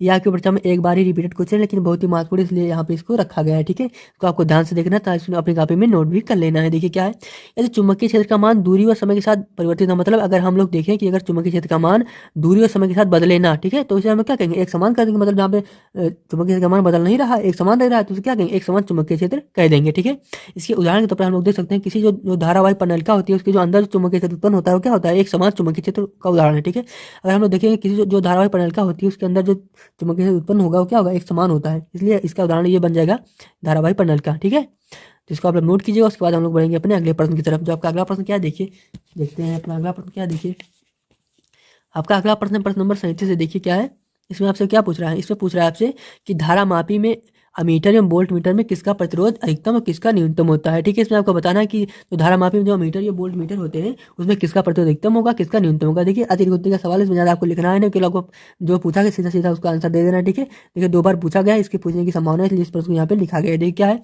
अमीटर का प्रतिरोध क्या होता है, न्यूनतम होता है, और वोल्ट मीटर का क्या होता है, अधिकतम होता है। ठीक है, इसका आप सिंपल सा लिख देना है कि जो अमीटर होता है उसका प्रतिरोध क्या होता है, न्यूनतम होता है, और जबकि वोल्ट मीटर का प्रतिरोध क्या होगा, अधिकतम होगा। ठीक है, इसको आपको लिख देना। उसके बाद हम लोग आगे बढ़ते हैं अपने अगले प्रश्न की तरफ, इसको आपको नोट कर लीजिए अपनी कॉपी में। उसके बाद देखिए आपका अगला प्रश्न क्या है, प्रश्न नंबर 38। देखिए क्या है, इसमें प्रश्न में पूछा गया आपका चुंबकीय फ्लक्स घनत्व का अंतर्राष्ट्रीय पद्धति में मात्रक लिखिए। इसमें आपको बताना है कि चुंबकीय फ्लक्स घनत्व होता है उसका एसआई में मात्रक क्या होता है। ठीक है, 3 बार ये भी पूछा गया है, बहुत ही महत्वपूर्ण है। ठीक है, इसको आपको नोट कर लेना, साथ में आपके जितने प्रश्न कराया जाए उसको आपको याद कर लेना है, जिससे आपको वहाँ पे जो सोचना ना पड़े, सीधा सीधा आपको उसका आंसर लिख दे। ठीक है, अगर देखिए 5 में 9 में 17 में 3 बार ये भी पूछा गया है। ठीक है, बहुत ही महत्वपूर्ण ये भी है। ठीक है, इसको आपको ध्यान में रखना है, तो इस पर इसका आंसर आपको अपनी कॉपी में नोट भी कर लेना है। क्या होता है इसका आंसर, देखिए चुंबकीय फ्लक्स घनत्व का एसआई मात्रक क्या होता है, वेबर अपान मीटर स्क्वायर होता है। इसकी एक और मात्रक होता है, क्या होता है इसका एक मात्रक क्या होता है, न्यूटन अपान एम्पीयर इंटू मीटर भी होता है। ठीक है, इसका आप 2 मात्रक हैं, अगर आप चाहें तो इसका लिख सकते हैं वेबर अपान मीटर स्क्वायर या न्यूटन अपान एम्पीयर इंटू मीटर भी इसका मात्रक लिख सकते हैं। ठीक है, इसको आप लोग नोट कीजिए। उसके बाद हम लोग बढ़ेंगे अपने अगले प्रश्न की तरफ। ठीक है, नोट कीजिए इसको।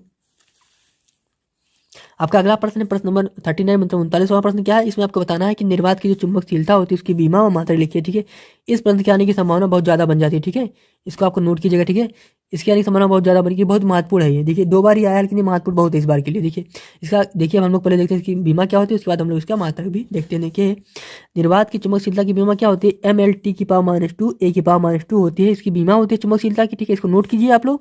उसके बाद इसका मात्रक क्या होता है, इसका मात्रक होता है newton upon coulomb square into second square, या इसका एक मात्रक और होता है न्यूटन अपान एम्पियर स्क्वायर भी होता है। ठीक है, तो आप लोग इसकी बीमा देख लीजिए, बीमा नोट कीजिए MLT की पावर -2 A की पावर -2 तथा इसका मात्रक क्या है, newton upon coulomb square into second square. ठीक है, या न्यूटन अपान एम्पियर का स्क्वायर भी इसका मात्रक होता है। ठीक है, इसके 2 मात्रक है, दोनों आप नोट कर लीजिएगा। उसके बाद हम लोग बढ़ते हैं अपने अगले प्रश्न की तरफ। ठीक है, नोट कीजिए। आपका अगला बहुत महत्वपूर्ण प्रश्न क्या है, चुंबकीय द्विध्रुव आघूर्ण का सूत्र लिखिए। इसमें आपको बताना है जो चुंबकीय द्विध्रुव आघूर्ण होता है उसका फार्मूला क्या होता है। ठीक है, बहुत बार ये भी देखिए, 2 बार ये भी पूछा गया है, महत्वपूर्ण बनता है क्योंकि इसमें कभी कभी इसका सूत्र पूछ लेगा, कभी इसका मात्रक पूछ लेगा। ठीक है, तो इसको आपको पता होना चाहिए। ठीक है, देखिए क्या होता है चुंबकीय द्विध्रुव आघूर्ण का जो होता है उसका फार्मूला क्या होता है, M बराबर NIA। N क्या है यहाँ पे, N क्या है, कुंडली में फेरों की संख्या है। I क्या है यहाँ पे, I जो जो धारा बह रही है, प्रवाहित धारा है। A क्या है, मतलब क्षेत्रफल एरिया है। क्या है, देखिए N क्या है, कुंडली में फेरों की संख्या है। I क्या है, प्रवाहित धारा है। A क्या है, अनुप्रस्थ काट का क्षेत्रफल है। ठीक है, उसके बाद हम लोग इसका मात्रक देखते हैं क्या होता है। इसका मात्रक देखिए, जो यहाँ पे धारा बह रही करंट का मात्रक क्या होता है, एम्पियर होता है। ठीक है, और जो एरिया क्या होता है, एरिया होता है मीटर स्क्वायर होता है, और मीटर का क्या होता है, जो मीटर होता है, जो दूरी होती है उसका मात्रक क्या होता है, मीटर होता है। ठीक है, तो क्या हो जाएगा, एम्पियर इंटू मीटर का स्क्वायर, इसका क्या बनेगा, मात्रक बन जाएगा। ठीक है, चुंबकीय द्विध्रुव आघूर्ण का मात्रक क्या बनेगा, एम्पियर इंटू मीटर स्क्वायर। ठीक है, उसका फार्मूला क्या बनेगा, M बराबर NIA। ठीक है, इसको आप लोग नोट कीजिएगा, बहुत ही महत्वपूर्ण ये भी है। ठीक है, उसके बाद हम लोग बढ़ेंगे अपने अगले प्रश्न की तरफ। जो आपका अगला प्रश्न है, प्रश्न क्या है देखिए, आपका अगला प्रश्न प्रश्न नंबर 41 क्या है देखिए, चल कुंडली धारा मापी की धारा सुग्राह्यता का व्यंजक लिखिए। इसमें आपको बताना है कि जो चल कुंडली होती है उसकी धारा मापी की धारा सुग्राह्यता का व्यंजक क्या होगा। ठीक है, ये 3 बार पूछा गया सवाल है, ये महत्वपूर्ण सवाल है। ठीक है, इसको आपको ध्यान से देखना है, इसको आपको कॉपी में नोट कर लेना है। ठीक है, बहुत ही महत्वपूर्ण ये भी है। ठीक है, पहले हम लोग इसकी डेफिनेशन देख लेते हैं क्या होता है, उसी आधार पर हम लोग इसका फार्मूला बनाएंगे। ठीक है, देखिए धारा मापी की धारा सुग्राह्यता क्या होती है, यह कुंडली में प्रवाहित प्रत्येकांक धारा के उत्पन्न विक्षेप के बराबर होता है। मतलब जो कुंडली में धारा बह होती है उसके प्रत्येकांक धारा जो बह होती है उसकी प्रत्येकांक धारा के उत्पन्न विक्षेप के बराबर होता है। ठीक है, देखिए क्या होता है, धारा सुग्राह्यता IS बराबर क्या हो जाएगा, फाई अपान आई। ठीक है, फाई मतलब कुंडली में प्रवाहित प्रत्येकांक धारा के लिए उत्पन्न विक्षेप के बराबर मतलब होता है। ठीक है, देखिए तो क्या हो जाएगा, फाई अपान आई, और फाई अपान आई के सामने क्या लिख सकते हैं, NAB अपान C। ठीक है, यहाँ पे N क्या है, कुंडली में फेरों की संख्या, A क्या है, एरिया है, क्षेत्रफल है। ठीक है, और B क्या है, मैग्नेटिक फील्ड है, मतलब चुंबकीय क्षेत्र है, और C क्या है, मरोड़ डेल्टा है। ठीक है, इसमें आपको ये फॉर्मूला आपका बन जाएगा, क्या बनेगा आपका, IS बराबर क्या बनेगा, NAB अपान C, स्मॉल का C क्या है, मरोड़ डेल्टा है। ठीक है, ये 2 फॉर्मूला आपके बन गए, इससे आपको लो इसका जो व्यंजक बनेगा क्या बनेगा, IS बराबर क्या होगा, फाई अपान आई या NAB अपान स्मॉल का C। ठीक है, N क्या है यहाँ पे, कुंडली में फेरों की संख्या है, A क्या है, क्षेत्रफल है। ठीक है, C क्या है, मरोड़ डेल्टा है, B क्या है, चुंबकीय क्षेत्र है। ठीक है, तो इसका आप लोग नोट कीजिएगा, ये बहुत ही महत्वपूर्ण है। ठीक है, इसके आने की प्रोबेबिलिटी 100% है इस बार। देखिए हो सकता है कि ये सवाल आपके बोर्ड परीक्षा में आ जाए। ठीक है, इसको आप लोग नोट कीजिएगा।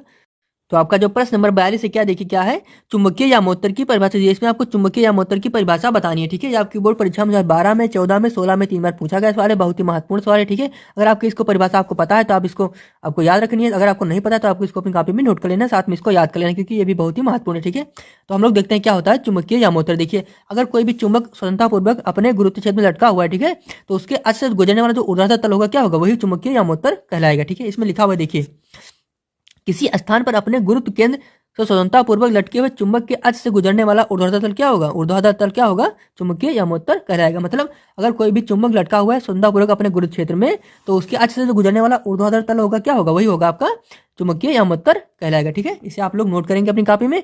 ठीक है, उसके बाद हम लोग बढ़ेंगे अपने अगले प्रश्न की तरफ, तब तक आप लोग इसको नोट कर लीजिएगा, बहुत ही महत्वपूर्ण सवाल है ये। ठीक है, उसके बाद हम लोग बढ़ते हैं अपने अगले प्रश्न की तरफ। आपका अगला प्रश्न क्या है देखिए, इसमें पूछ रहा है आपसे नत्य अथवा नमन कोण से आप क्या समझते हैं। इसमें आपको बताना है कि नत्य अथवा नमन कोण क्या होता है। ठीक है, इसकी परिभाषा आपको बतानी है। ठीक है, यह आपके ऊपर परीक्षा 2012 में, 13 में, 15, 16, 18 में पूछा गया। इसको हमने यहाँ पे मोस्ट इंपॉर्टेंट मार्क किया, क्योंकि इसके आने की पॉसिबिलिटी है 95% इसकी पॉसिबिलिटी है कि आपके बोर्ड परीक्षा में आ जाएगा, इसलिए हमने यहाँ पे इसको मोस्ट इंपॉर्टेंट मार्क किया हुआ है। ठीक है, इसका की परिभाषा आपको पता होनी चाहिए क्या होता है नमन कोण। ठीक है, अगर आपको नहीं पता है इसको नोट करेंगे, इसको आपको याद कर लेना। ठीक है, पहले हम लोग देखते हैं क्या होता है नमन कोण। देखिए किसी स्थान पर चुंबकीय यामोत्तर में स्वतंत्रतापूर्वक लटकी हुई चुंबकीय सुई की अक्ष द्वारा क्षैतिज दिशा से बनाया गया कोण होगा नमन कोण। देखिए अगर कोई भी चुंबकीय सुई स्वतंत्रतापूर्वक चुंबकीय यामोत्तर में लटकी हुई है, ठीक है, तो उसके अक्ष के द्वारा जो हम लोग क्षैतिज दिशा में जो कोण बनाया जाएगा वही क्या होगा, नमन कोण होगा। ठीक है, आपको समझ में आ गया होगा। ठीक है, इसको आप लोग नोट कीजिए, उसके बाद हम लोग बढ़ेंगे अपने अगले प्रश्न की तरफ। ठीक है, नोट कीजिए, इसको बहुत ही महत्वपूर्ण सवाल है नमन कोण के बारे में। ठीक है, देखिए आपका अगला प्रश्न क्या है, प्रश्न नंबर 44 है, जो क्या उसमें पूछा है, पृथ्वी के उत्तरी व दक्षिणी ध्रुव जो कि चुंबकीय ध्रुव होते हैं पर नमन कोण का मान कितना होगा। ठीक है, आपको बताना है कि जो पृथ्वी के उत्तरी व दक्षिणी ध्रुव होते हैं उन पर नमन कोण का मान कितना होता है। ठीक है, यह आपकी बोर्ड परीक्षा 6 में, 10 में, 15 और 18 में 4 बार पूछे गए सवाल है, बहुत ही महत्वपूर्ण है। ठीक है, यह आपको अगर नहीं पता है तो आपको पता होना चाहिए, क्योंकि अगर यह बोर्ड परीक्षा में आपके आ जाएगा, अगर आपको पता रहेगा तभी आप लिख पाएंगे, अगर नहीं बताएगा तो आप लिख नहीं पाएंगे। ठीक है, अगर आपको नहीं पता है तो आपको नोट कर लीजिए इसको, आपको इसको याद भी कर लेना है। ठीक है, देखते हैं क्या होता है, कितना मान होता है उसके उत्तरी और दक्षिणी ध्रुव पर। देखिए, पृथ्वी के उत्तरी व दक्षिणी ध्रुव पर नमन कोण थीटा बराबर 90 डिग्री होता है। क्यों होता है? क्योंकि चुंबकीय जो सुई होती है वो पृथ्वी के उत्तरी व दक्षिणी ध्रुव पर ऊर्ध्वाधर खड़ी हो जाती है, इसके कारण वहाँ पे जो एंगल बनता है वो कितना बनता है, 90 डिग्री बनता है। इसलिए जो उनके बीच में जो नमन कोण होता है कितना होता है, 90 डिग्री होता है। कहाँ पे? पृथ्वी के उत्तरी व दक्षिणी ध्रुव पर कितना बनता है, 90 डिग्री का एंगल, मतलब नमन कोण कितना होगा, 90 डिग्री होता है। ठीक है, इसका आपको याद कर लेना है, साथ में अपनी कॉपी में नोट कर लेना है। ठीक है, उसके बाद हम लोग बढ़ेंगे अपने अगले प्रश्न की तरफ।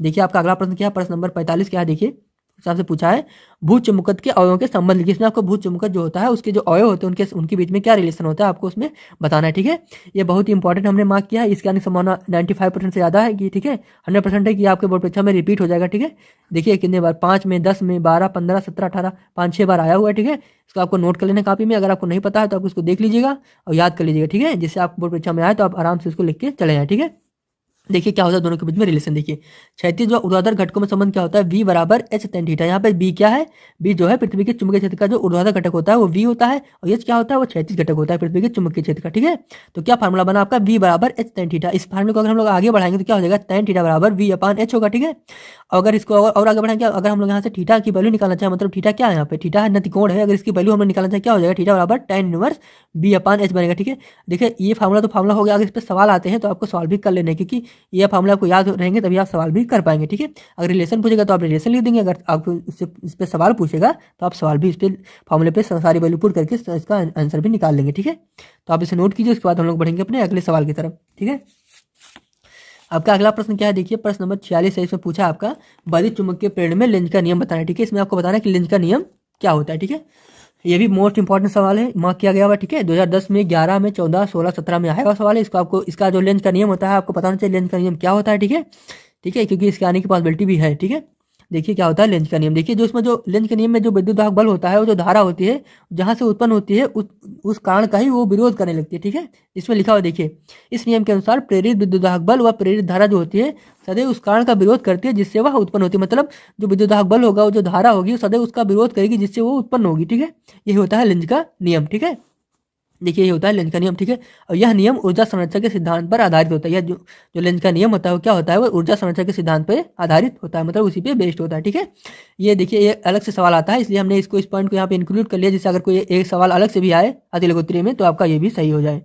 ठीक है, अब हम लोग इसको नोट कीजिए, इसको आप लोग नोट कर लीजिए, उसके बाद हम लोग बढ़ेंगे अपने अगले प्रश्न की तरफ। आपका जो प्रश्न नंबर 47 क्या देखिए, इसमें पूछा आपसे प्रेरित धारा ज्ञात करने के लिए फ्लेमिंग के दाएं हाथ का नियम बताइए। इसमें आपको फ्लेमिंग का जो दाएं हाथ का नियम होता है उसको आपको बताना है। ये देखिए आपके परीक्षा में 6 में, 9 में, 11 में 3 बार पूछा गया सवाल है, महत्वपूर्ण सवाल है। ठीक है, आपको इसको मिस नहीं करना है, क्योंकि फ्लेमिंग का जो दाएं हाथ का नियम होता है ये भी बहुत ही महत्वपूर्ण होता है। ठीक है, देखते हैं क्या होता है फ्लेमिंग के दाएं हाथ का नियम। देखिए, यदि हम दाएं हाथ का अंगूठा और उसके पास वाली 2 उंगलियों को एक दूसरे के लंबवत फैलाएं, मतलब देखिए ये अंगूठा है, उसकी 2 उंगलियां, इसको लंबवत फैलाइए। ठीक है, इसमें क्या है, दोनों उंगलियों को दूसरे के लंबवत फैलाएं, तब यदि पहली उंगली चुंबकीय क्षेत्र की दिशा बताए, मतलब जो पहली उंगली हुई वाली उंगली हो चुंबकीय क्षेत्र की दिशा बताए। ठीक है, तथा जो अंगूठा हो क्या हो, चालक की दिशा बताए। जो अंगूठा हो ये वो चालक की दिशा बताए, ये क्या हो, ये चुंबकीय क्षेत्र की दिशा बताए। ठीक है, तो ये उंगली होगी क्या होगी, वो धारा की दिशा को बताएगी। ठीक है, तो ये इसमें लिखा हुआ है देखिए, चालक, तो बीच वाली जो उंगली होगी वो चालक में प्रेरित विद्युत धारा को बताएगी। ठीक है, यही फ्लेमिंग का दाएं हाथ का नियम होता है। एक बार हम लोग फिर से देख लेते हैं। देखिए, यदि हम दाएं हाथ का अंगूठा और उसके पास वाली दोनों उंगलियों को एक दूसरे के लंबवत फैलाएं,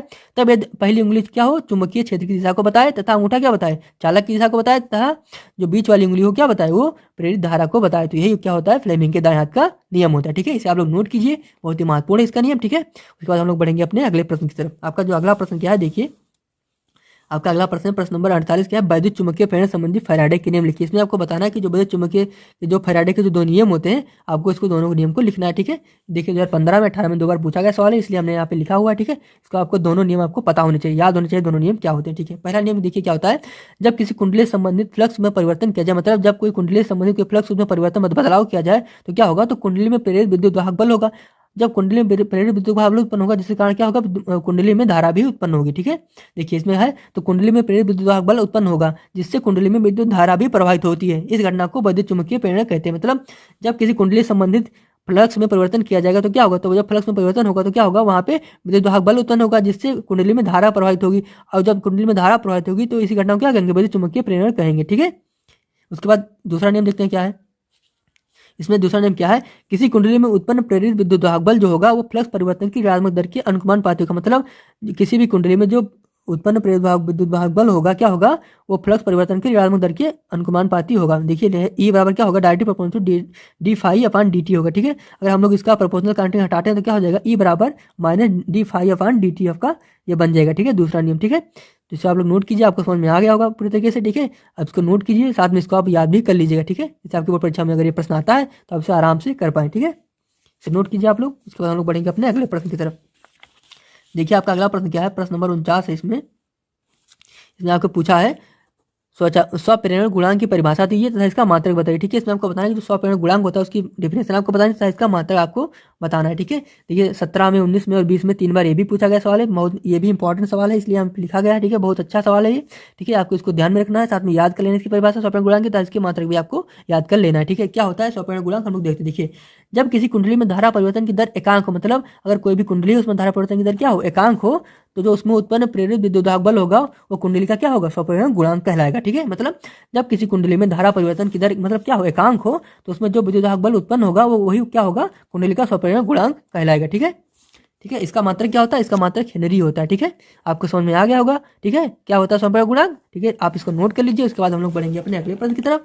ठीक है, बहुत ही महत्वपूर्ण ये भी सवाल है। देखिए उसके बाद हम लोग बढ़ते हैं अपने अगले प्रश्न की तरफ। आपका अगला प्रश्न क्या है, प्रश्न नंबर 50। देखिए विद्युत चुम्बकीय तरंगों के स्पेक्ट्रम की आवृत्ति के बढ़ते क्रम लिखिए। इसमें आपको बताना है कि जो विद्युत चुम्बकीय तरंगे होती हैं का जो इनका स्पेक्ट्रम बनता है उसमें आवृत्ति का जो बढ़ता क्रम है कौन कौन सी तरंगे आएंगी। ठीक है, देखिए ये देखिए 5 में आया, 17 में, 14 में और 17 में 3 बार पूछा गया, इसको हमने इंपॉर्टेंट मार्क किया है। ठीक है, इसको आपको देख लेना है, इसे याद कर लेना क्योंकि इसके आने की पॉसिबिलिटी है। ठीक है, क्या होता है इसमें, देखिए आवृत्ति का बढ़ता क्रम क्या होता है तरंगों का। देखिए स्पेक्ट्रम में जो देखिए सबसे कम किसका होता है, रेडियो तरंग का होता है, सबसे ज्यादा किसका होता है, गामा किरण का क्या होता है, आवृत्ति सबसे ज्यादा किसकी होती है, गामा किरण की होती है, सबसे कम किसकी होती है, रेडियो तरंग की होती है, और बीच में इसे बढ़ता क्रम है। ठीक है, सबसे कम किसकी, रेडियो तरंग की, उसके बाद माइक्रो तरंग की उससे ज्यादा होगी, फिर अवरक्त विकिरण की उसकी ज्यादा, फिर देश विकिरण की उससे ज्यादा, फिर पराबैंगनी विकिरण की उससे ज्यादा, फिर एक्स किरण की उससे ज्यादा, सबसे ज्यादा किसकी, गामा किरण की सबसे ज्यादा क्या होगी, आवृत्ति सबसे ज्यादा किसकी होगी, गामा किरण की, सबसे कम किसकी, रेडियो तरंग की होगी। ठीक है, तो उनका ये एक आर्डर बन गया। ठीक है, सबसे कम किसकी, रेडियो तरंग की, उसके बढ़ता हुआ आर्डर ये जाएगा, सबसे ज्यादा किसकी बनेगी, गामा किरण की बन जाएगी। ठीक है, तो इस आर्डर को आपको ध्यान में रखना, याद कर लेना है। ठीक है,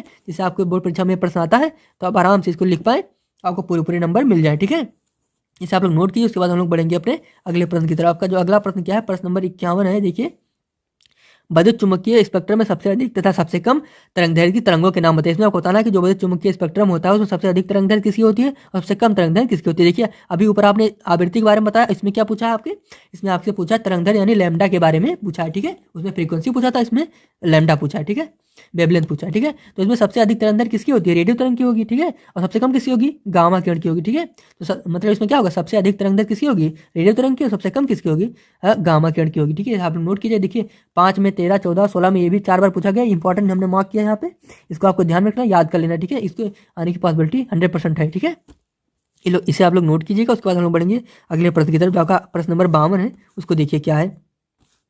प्रश्न नंबर 52 क्या, देखिए इसमें पूछा आपसे चुंबकीय फ्लक्स की परिभाषा थी तथा इसका बीमीय सूत्र लिखिए। इसमें आपको बताना है कि चुंबकीय फ्लक्स की परिभाषा क्या होती है तथा इसका बीमीय सूत्र क्या होता है। देखिए 2 बार ये भी पूछा गया सवाल, इसलिए यहाँ पे रखा गया है। ठीक है, महत्वपूर्ण है, इसको आपकी परिभाषा आपको याद कर लेनी है, साथ में इसका बीमीय सूत्र आपको भी याद कर लेना है। ठीक है, क्या होता है चुंबकीय फ्लक्स। देखिए किसी चुंबकीय क्षेत्र में रखे पृष्ठ के लंबवत गुजरने वाली चुंबकीय बल रेखाओं की संख्या को उस पृष्ठ से संबंध चुंबकीय फ्लक्स कहते हैं। मतलब अगर कोई भी चुंबकीय क्षेत्र में कोई पृष्ठ रखा हुआ तो उससे जो लंबवत जो चुंबकीय बल रेखाएं गुजरेंगी, जो उनकी संख्या होगी, उस पृष्ठ से संबंध चुंबकीय फ्लक्स कहलाएगा। ठीक है, यही होता है चुंबकीय फ्लक्स। ठीक है, इसे हम लोग इसे हम लोग 5b से प्रदर्शित करते हैं। ठीक है, तो 5b बार क्या होता है, v डॉट ए होता है। ठीक है, अगर हम इसका डॉट प्रोडक्ट खोलेंगे तो क्या हो जाएगा, 5b बार के बी ए का सीटा आपका फॉर्मूला बन जाएगा। ठीक है, इसकी जो बीमा बनती है, देखिए इसकी जो चुंबकीय फ्लक्स की बीमा क्या होती है, ml स्क्वायर t-2 a-1 इसकी बीमा बनती है। इसकी बीमा को आपको याद कर लेना है, रट लेना है, क्योंकि इसके आने की पॉसिबिलिटी 100% है। ठीक है, और इसका मात्रक क्या होता है, वेबर इसका मात्रक होता है। ठीक है, इसे आप लोग नोट कर लीजिएगा। देखते हैं आपका जो प्रश्न नंबर 53 क्या है। देखिए इसमें पूछा क्या है आपसे, देखिए पूछा इसमें एकल गोलीय पृष्ठ पर प्रकाश के अपवर्तन का सूत्र लिखिए। इसमें आपको बताना है कि जो एकल गोलीय पृष्ठ होता है उससे प्रकाश के अपवर्तन का क्या फार्मूला बनता है। देखिए आपकी बोर्ड परीक्षा में 4 बार पूछा गया प्रश्न। देखिए 2007 में, 9, 10 और 13 में पूछा गया है। ठीक है, बहुत ही महत्वपूर्ण प्रश्न है। ठीक है, इसको अपनी कॉपी में नोट करेंगे, इसका सोल्यूशन में नोट करेंगे तथा फार्मूले को आपको याद कर लेना है। ठीक है, जिससे आपकी बोर्ड परीक्षा में प्रश्न आता है तो आप उसे आराम से कर पाए। ठीक है, देखिए इसका फार्मूला क्या बनता है हम लोग देखते हैं क्या है। देखिए एकल गोलीय पृष्ठ पर प्रकाश के अपवर्तन का सूत्र क्या होता है, निम्न होता है। क्या होता है, n/b - 1/u बराबर n - 1/r। किसका फार्मूला बन गया, किसी भी एकल गोलीय पृष्ठ पर प्रकाश के अपवर्तन का फार्मूला क्या बना, n/b - 1/u बराबर n - 1/r। इसका फार्मूला बन गया। ठीक है, यहाँ पे n क्या है, n जो है वो पृष्ठ द्वारा पृथक पहले माध्यम के सापेक्ष दूसरे माध्यम का क्या है, अपवर्तनांक है। u क्या है, पृष्ठ से वस्तु की दूरी है। जो u है यहाँ पे क्या है, वो पृष्ठ से वस्तु की दूरी है। v क्या है, यहाँ पे पृष्ठ से प्रतिबिंब की दूरी है। r क्या है, वो कितना त्रिज्या है। ठीक है, तो ये सारे साइन है जो डिनोटेशन है। देखिए क्या है, u क्या है, पृष्ठ से वस्तु की दूरी है। v क्या है, पृष्ठ से प्रतिबिंब की दूरी है। r क्या है, पृष्ठ की वक्रता त्रिज्या है।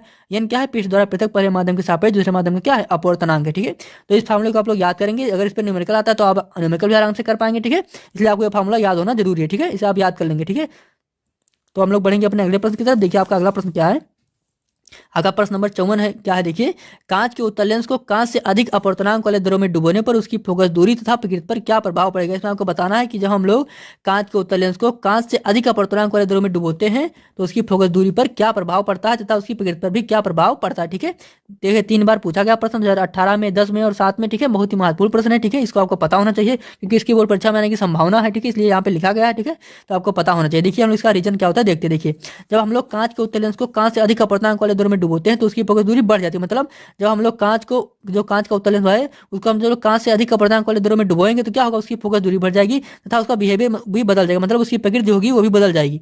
अब वो उत्तल लेंस की जो उत्तल लेंस होगा वो अब वो अवतल लेंस की तरह बिहेवियर शो करने लगेगा। मतलब अब वो अवतल लेंस की तरह व्यवहार करने लगेगा। ठीक है, देखिए जब हम कांच के उत्तल लेंस को कांच से अधिक अपवर्तनांक वाले द्रव में डुबोते हैं तो उसकी फोकस दूरी बढ़ जाएगी तथा उसकी प्रकृति भी बदल जाएगी। अब उत्तल लेंस अवतल लेंस की तरह व्यवहार करने लगेगा। मतलब जो पहले उत्तल लेंस था जब हमने उसको डुबो दिया तो क्या हो गया, बन गया वो अवतल लेंस में कन्वर्ट, वो अवतल लेंस की तरह बिहेवियर शो करने लगा तथा उसकी फोकस दूरी भी बढ़ गई। ठीक है, तो इसे आप लोग नोट करेंगे। उसके बाद हम लोग बढ़ेंगे अपने अगले प्रश्न की तरफ। ठीक है, बहुत ही महत्वपूर्ण प्रश्न है, इसे आप लोग कॉपी में नोट कीजिए। उसके बाद बढ़ेंगे अगले की तरफ। देखिए अगला क्या है, आपका जो प्रश्न नंबर 55 क्या है। देखिए इसमें पूछा है आपसे किसी लेंस की फोकस दूरी किन किन बातों पर निर्भर करती है। इसमें आपको बताना है कि जो किसी भी लेंस की जो फोकस दूरी होती है वो किन किन बातों पर निर्भर करती है। देखिए 2 बार पूछा गया प्रश्न 2012 और 10 में, महत्वपूर्ण है। इसका जो फार्मूला है ये बहुत ही महत्वपूर्ण है। ठीक है, अगर आप मान लीजिए अगर ये नहीं पूछा गया कि लेंस की फोकस दूरी किस बात पर निर्भर करती है तो आपका इस पर न्यूमेरिकल पूछ लेगा। ठीक है, तो आपको अगर फार्मूला पता रहेगा तभी आप न्यूमेरिकल भी कर पाएंगे। ठीक है, तो पहले इसका फार्मूला क्या होता है। देखिए पतले लेंस की फोकस दूरी तथा अपवर्तनांक में क्या संबंध होता है। देखिए 1/f बराबर n - 1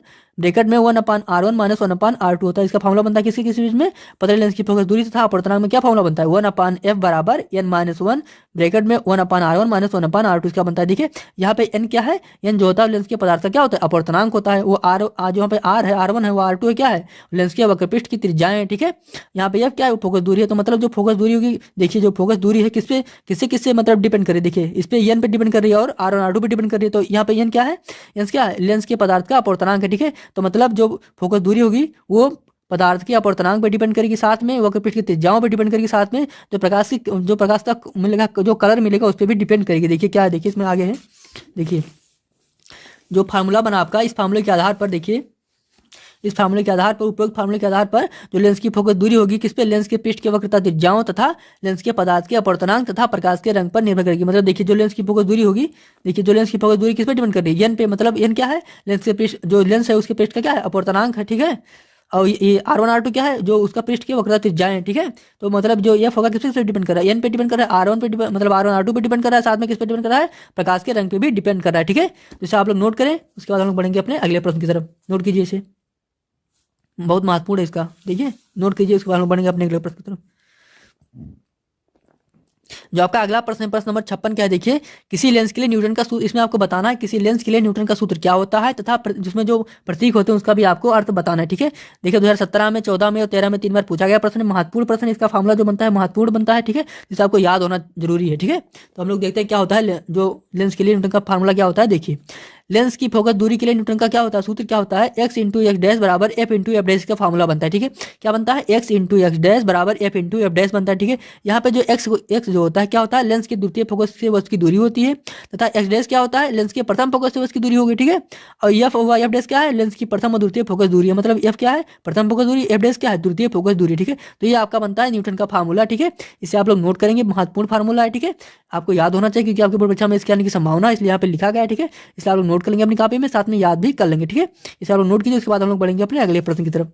आपका जो अगला प्रश्न क्या है देखिए, प्रश्न नंबर 57 क्या है देखिए, इसमें पूछा आपसे किसी लेंस की क्षमता से क्या तात्पर्य है, इसका मात्रक लिखिए। इसमें आपको बताना है जो किसी लेंस की क्षमता होती है उसे हम लोग क्या समझते हैं, तो उसका मात्रक क्या होता है। 2 बार ये भी पूछा गया सवाल 2018 में और 8 में। ठीक है, महत्वपूर्ण है, इस पर न्यूमेरिकल भी आते हैं लेंस की क्षमता पे। ठीक है, तो आपको इसका फार्मूला पता होना चाहिए, साथ में इसका मात्रक भी आपको पता होना चाहिए। ठीक है, और क्या होता है लेंस की क्षमता वो भी आपको पता होना चाहिए। ठीक है, तो इसे आप लोग अपनी कॉपी में नोट कर लीजिएगा। पहले हम लोग देखते हैं क्या होता है लेंस की क्षमता। देखिए, किसी लेंस की क्षमता लेंस की फोकस दूरी के प्रतिलोम के बराबर होती है, मतलब जो किसी भी लेंस होता है उसकी जो क्षमता होती है किस पे डिपेंड, मतलब लेंस की फोकस दूरी के प्रतिलोम के बराबर होती है। ठीक है, इसे हम लोग किससे, इसे हम लोग पी से प्रदर्शित करते हैं, तो क्या हो जाएगा, पी बराबर 1/n, मतलब उसके प्रतिलोम के बराबर होती है। देखिए, जो लेंस जो होती है, जो किसी लेंस की क्षमता क्या होती है, लेंस के प्रतिलोम फोकस दूरी के प्रतिलोम के बराबर होती है। देखिए 1/f है ना, प्रतिलोम के बराबर है कि नहीं, पी बराबर 1/f।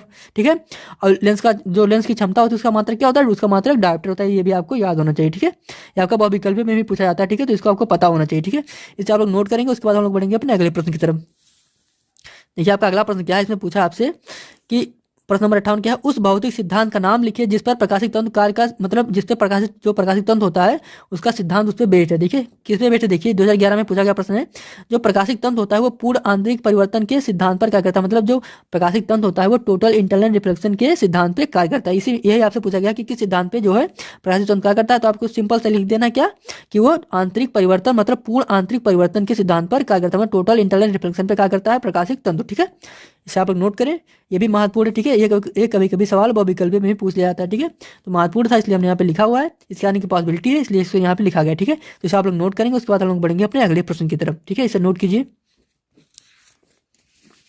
अब देखिए, आपका अगला प्रश्न क्या है, इसमें आपसे क्या पूछा है, आपका प्रश्न नंबर 59 क्या है, किसी प्रिज्म के पदार्थ का अपवर्तनांक का सूत्र अल्पतम विचलन कोण में प्रिज्म कोण के पदों में व्यक्त कीजिए। इसमें आपको बताना है जो किसी भी प्रिज्म का जो अपवर्तनांक होता है उसका सूत्र किसमें बताना है, अल्पतम विचलन कोण एवं प्रिज्म कोण के पदों में आपको व्यक्त करना है। ठीक है, 3 बार पूछा गया सवाल है, बहुत ही महत्वपूर्ण प्रश्न है। ठीक है, इसका जो फार्मूला बनता है वो बहुत ही महत्वपूर्ण होता है। ठीक है, इसका फार्मूला को आपको याद करना है, क्योंकि अगर आपका फार्मूला नहीं पूछेगा तो इस फार्मूले पे आपको न्यूमेरिकल भी पूछ लेगा, मतलब आपके आंकिक प्रश्न से बन सकते हैं, तो इसलिए आपको ध्यान से इस फार्मूले को याद कर लेना है, साथ में इसको आपको नोट कर लेना है। ठीक है, देखिए क्या बनता है इसका फार्मूला। देखिए, प्रिज्म के पदार्थ का अपवर्तनांक सूत्र क्या बनता है, देखिए n बराबर साइन ब्रैकेट में a plus del m by 2 और पूरे का बाई साइन a बाई 2। ठीक है, तो ये आपका फार्मूला बन गया। ठीक है, इस फार्मूले को आपको याद कर लेना है। अब यहाँ पे जो n है क्या है, ये यहाँ पे n क्या है, यहाँ पे n है अपवर्तनांक है। ठीक है, a क्या है, यहाँ पे a इसका क्या है, प्रिज्म कोण है, और डेल m क्या है, डेल m जो है न्यूनतम विचलन कोण, मतलब इसका जो रिलेशन आपसे पूछा गया सवाल में, किसी प्रिज्म के पदार्थ का अपवर्तनांक का किसमें पूछा गया था, अल्पतम विचलन कोण एवं प्रिज्म कोण में। ठीक है, तो आपने बता दिया, इसको क्या बता दिया, n बराबर साइन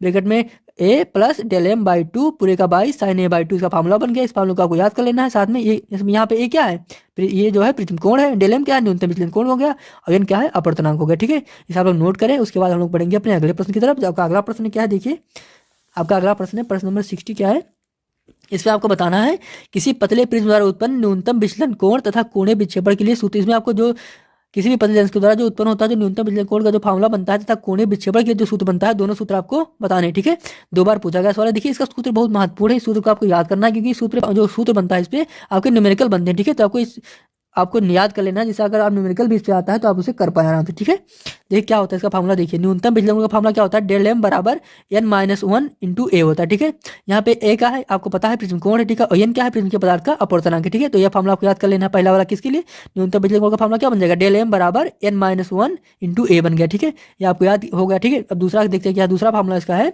कोणीय विक्षेपण। ठीक है, इस कोणीय विक्षेपण क्या होता है, थीटा बराबर nb minus nr into a होता है। ठीक है, यहाँ पे nb क्या होता है, बैगनी रंग का अपवर्तनांक होता है, nr क्या होता है, लाल रंग का अपवर्तनांक होता है। ठीक है, तो इस फार्मूले को आपको याद करना क्या होगा, थीटा बराबर nb minus nr into a। ठीक है, a क्या है आपको पता है, ये क्या है, प्रिज्म कोण है। ठीक है, तो ये आपके दो फार्मूले हो गए, इस दोनों को आपको याद कर लेना है, ठीक है, अपनी कॉपी में नोट कर लेना है, क्योंकि महत्वपूर्ण फार्मूले इस पे आपका देखिए, अगर ये नहीं पूछा जाएगा फार्मूला तो इससे आपको न्यूमेरिकल भी पूछ लिया जाएगा, ठीक है। तो इसके आने की संभावना 100% है, ठीक है।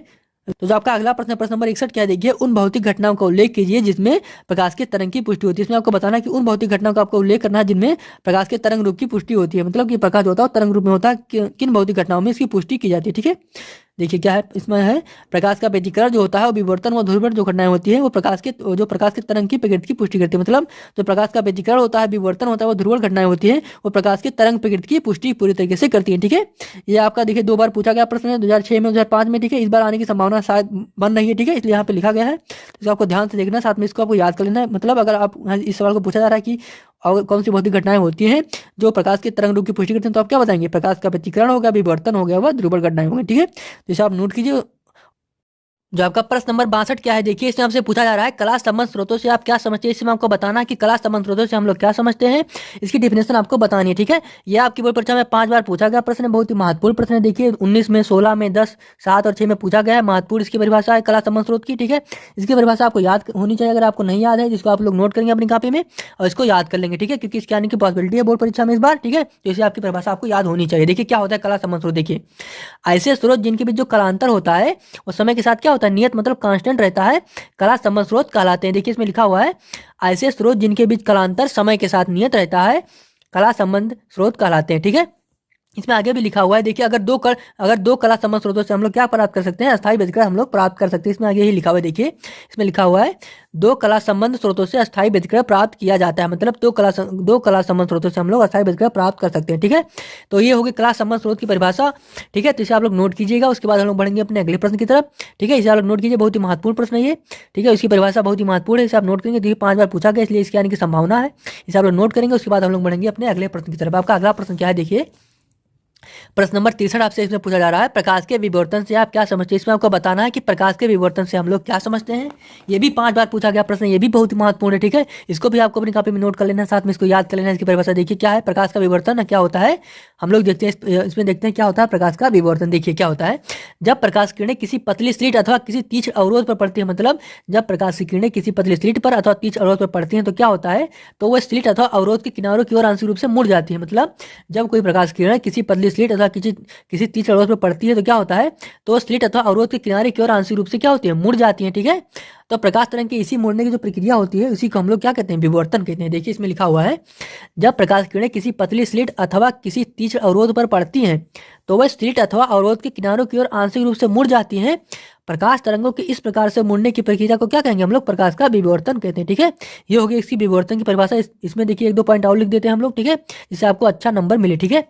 इसमें अगला पॉइंट क्या देखिए, इसमें यह है सुपेच विवर्तन होने के लिए विवर्तक वस्तु का आकार, मतलब अगर सुपेच विवर्तन आपको पाना है तो क्या होना चाहिए, जो विवर्तक वस्तु का आकार हो और तथा जो तरंगदैर्घ्य हो वो क्या हो, एक समान कोट की होनी चाहिए। मतलब अगर आपको सुपेच विवर्तन प्राप्त करना है तो उसके लिए क्या होना चाहिए, जो विवर्तक वस्तु का आकार होना चाहिए और जो तरंगदैर्घ्य हो क्या हो, तो दोनों समान कोटि की होनी चाहिए, तभी आपको सुपेच विवर्तन प्राप्त होगा, ठीक है।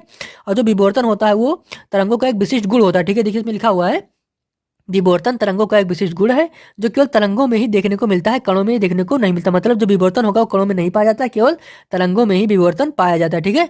तो विवर्तन को आप लोग नोट कीजिए, बहुत ही महत्वपूर्ण इसकी परिभाषा होती है, ठीक है। आप लोग नोट कीजिए, महत्वपूर्ण प्रश्न भी है, ठीक है ये। उसके बाद हम लोग बढ़ेंगे अपने अगले प्रश्न की तरफ। आपका जो अगला प्रश्न क्या है देखिए, उसे आप लोग नोट कर लेंगे। उसके बाद हम लोग बढ़ेंगे अपने अगले प्रश्न की तरफ। आपका अगला प्रश्न नंबर 64 क्या इसमें आपसे पूछा जा रहा है, क्या देखिए प्रकाश वैद्युत प्रभाव में देहली आवृत्ति से क्या तात्पर्य है, इसकी क्या महत्ता है। इसमें आपको बताना है कि प्रकाश वैद्युत प्रभाव में देहली आवृत्ति से हम लोग क्या समझते हैं, इसकी क्या महत्ता होती है, ये भी आपको बताना है। देखिए ये तो और भी महत्वपूर्ण है, देखिए 19 में, 17 में, 14, 13, 11, 7 और 5 में पूछा गया सवाल है, ठीक है। कई बार रिपीटेड क्वेश्चन है। देहली आवृत्ति की परिभाषा आपको पता होनी चाहिए, क्या होता है देहली आवृत्ति, ठीक है।